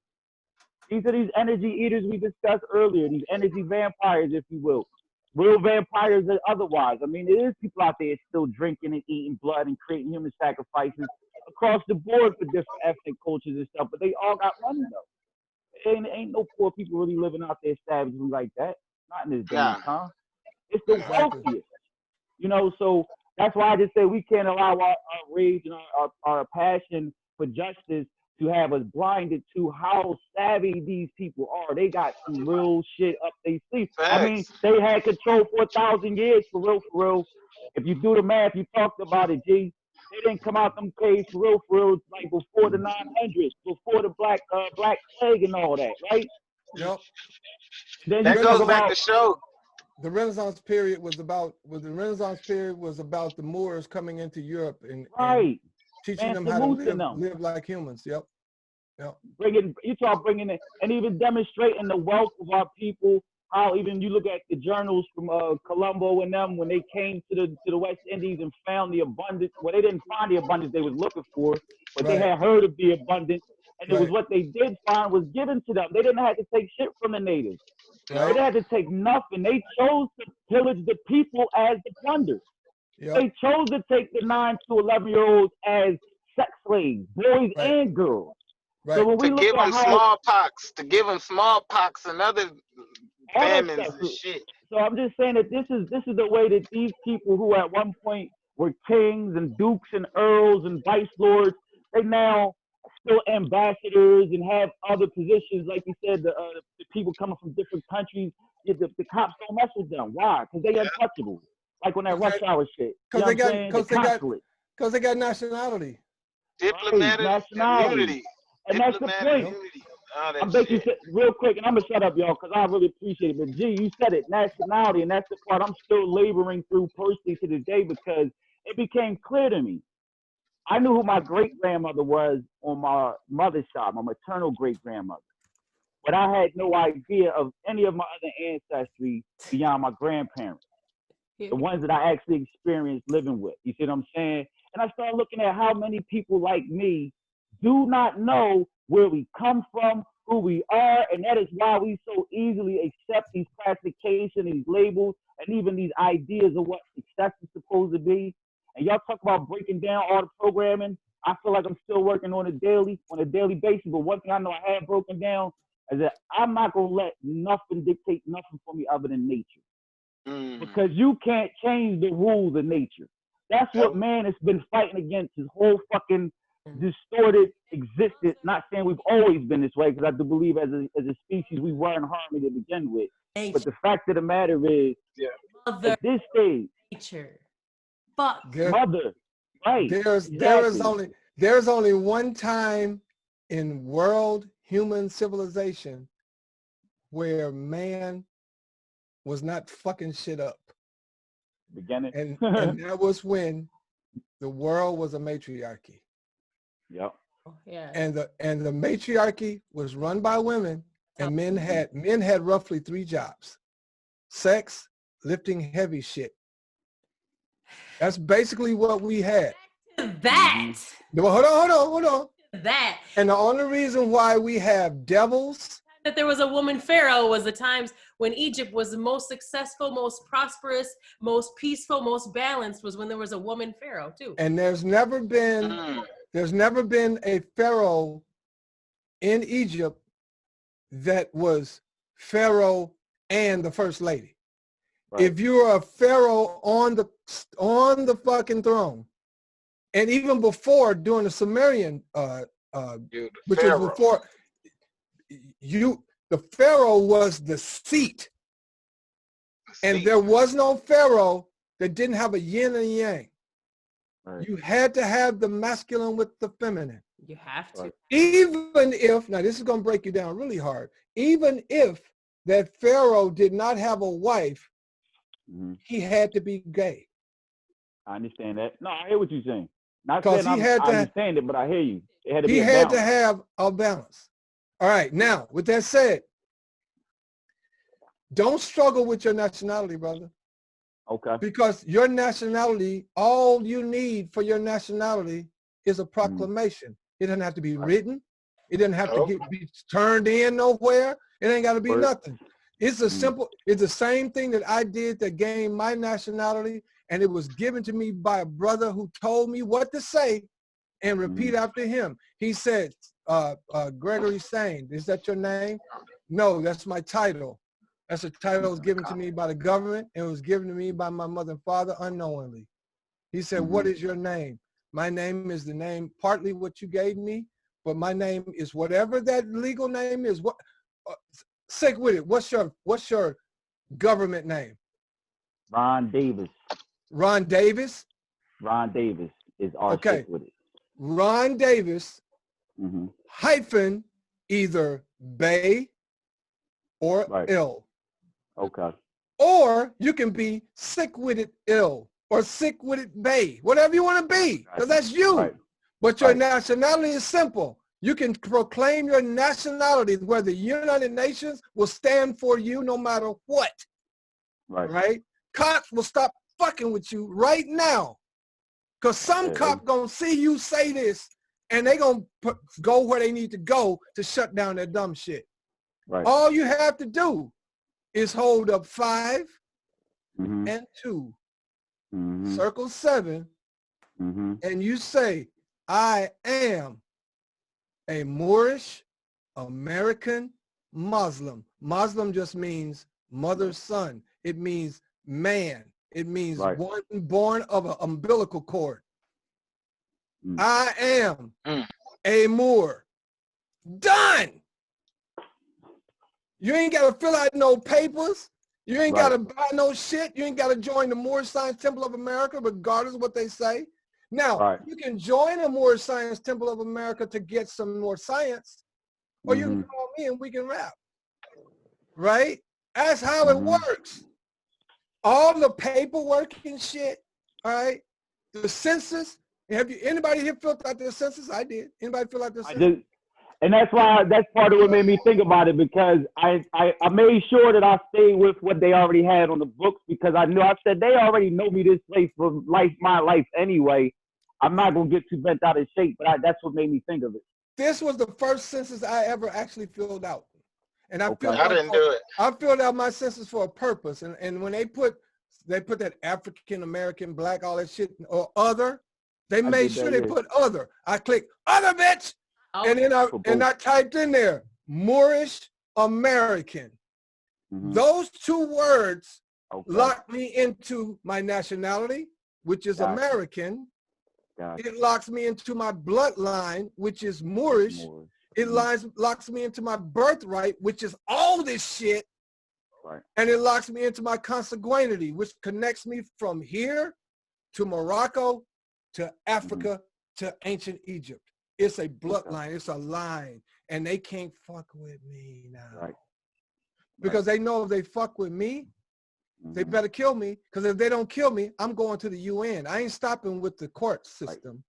Because that's some bullshit. I'm gonna go all the way to the UN and say, I am an indigenous person, and you guys just put together a declaration for the rights of indigenous people, correct? Yes. Right. Oh, I might just go call Atlanta, Georgia, and say, look, I want that HR, that House Resolution 1203 that states exactly who I am. That means something, don't it? Yeah. Right. So again, you ain't got to believe me.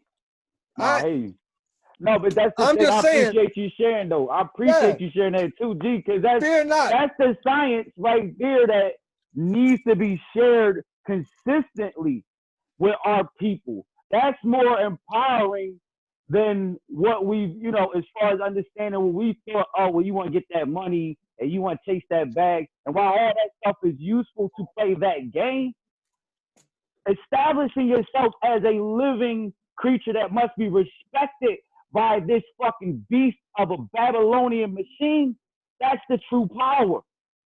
And that's the power we rightfully entitled to as humans.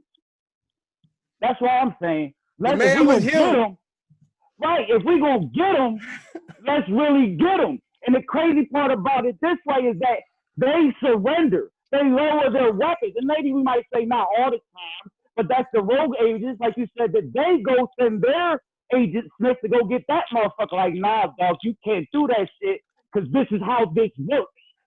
Look up the paintings. That's all I'm saying. Look for paintings of George Washington or Thomas Jefferson or any of those guys, and they're wearing Masonic aprons and they're doing like this. Right. Then go back and look at Egyptian paintings where Egyptians are doing like this. Right. Everything they do, they got from us. Everything they do, they got from us.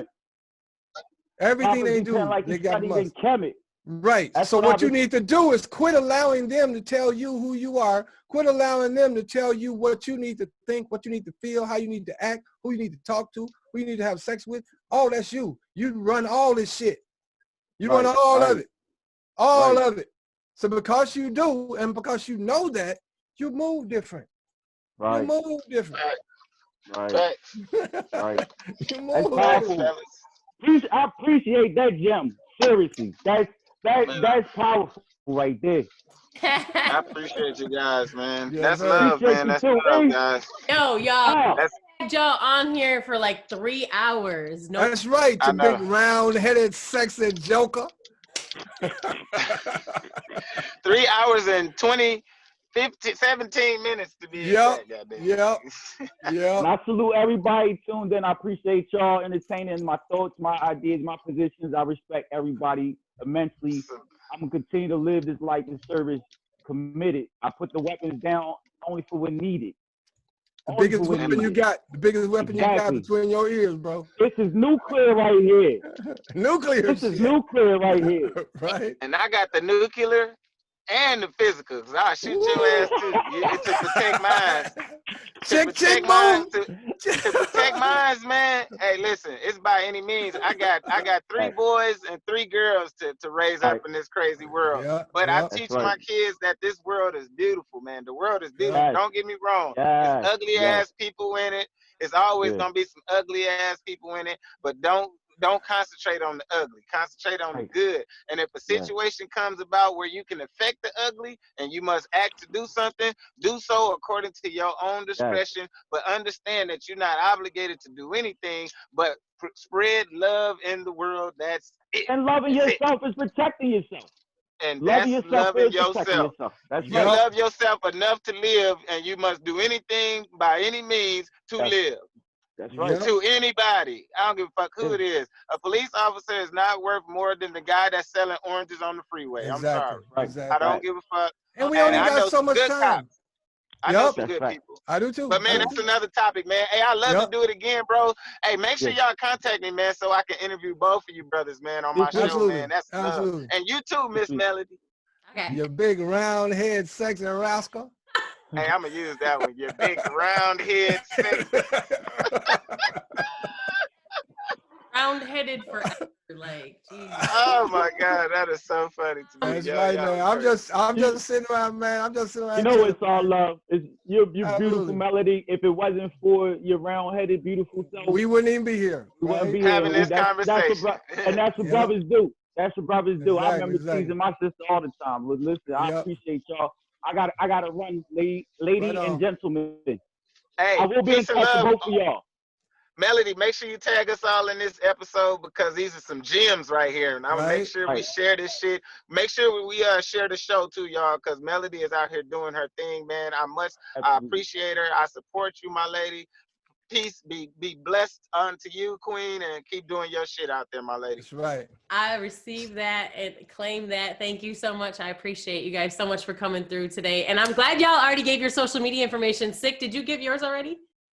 Look, R.PsYCH WitTiD. R.PsYCh WitTiD. Just Google me. I'm available. I'm still on Facebook. I know I'm supposed to get with the times, but I'm really trying to do other real-time stuff. I got a couple independent businesses myself, and I'm available. If your energy right, I make a whole lot of time for you. If your energy wrong, I don't even know that you caught me. That's how it is. So I love y'all. I mean, I put my life on the line for y'all before I even met y'all. I mean what I said. Hey, every day I'm out here in these streets, man, spreading this love thing, man. I love y'all. Y'all be peace, man, and love. Likewise. There's only so much time left in this crazy world. Hey, G-Sharp, I'm going to get with you, baby. I'm going to get with you. Man, I talk to you. Yo, man. Peace and positive vibes to everybody out there. Shout out to everybody for coming through. I appreciate you so much. G-Sharp in the house. All right now, you big round head sexy rascal. Forever, and I really appreciate you. I'm out. Always been a great me, and I definitely appreciate you. So thank you so much for coming through today with all your wisdom and knowledge. You're the shit, man. Just old. So when you get old as me, you either stupid or you smart. One of the two. So to pick one, right? I had to pick. So I picked smart. So all right. I'm out, babe. All right, peace. Peace. Thank you guys so much for tuning in. I appreciate every last one of you so much for coming through today. It was a fabulous talk, and I hope you guys got some of this knowledge that you can take these little gems and stick them away and use them when it comes through and it's time for you. Hopefully they'll pop back up so that you can utilize them properly. Y'all have a wonderful, peaceful, positive week, and I will see y'all next week. If you're interested in getting on the show or you want to get your music on the show, my name is Melody Waters. I'm not hard to find. You can find me on social media at IAmMelodyWaters, pretty much everywhere. Instagram, Facebook, and Twitter. Also, there is a Juice like page. It's the juice.melodywaters on Facebook. And you can follow me on Snapchat, Melody's Closet. So also, if you want to send music, please send MP3s. I don't accept links. I only accept MP3s. They should be labeled properly so that I can obviously, promote them properly. And send your artist name, social media information, and where you're from to IAmMelodyWaters@gmail.com. And I will definitely look at your music and check it out. You know what I'm saying? If you on your shit and you doing your thing, you be Gucci. So if you want to get on the show, you can also email me as well to that. Otherwise, you can just hit me up on social media. Either way, just hit me up and let me know. I do bring people on the show who are independent or entrepreneurs. If you have a small business, if you're an artist of any kind, things of that nature. So get at me, and we'll see you guys next week, next Thursday, every Thursday, 7 p.m. Central Standard Time, 8 p.m. Eastern Standard Time. Peace.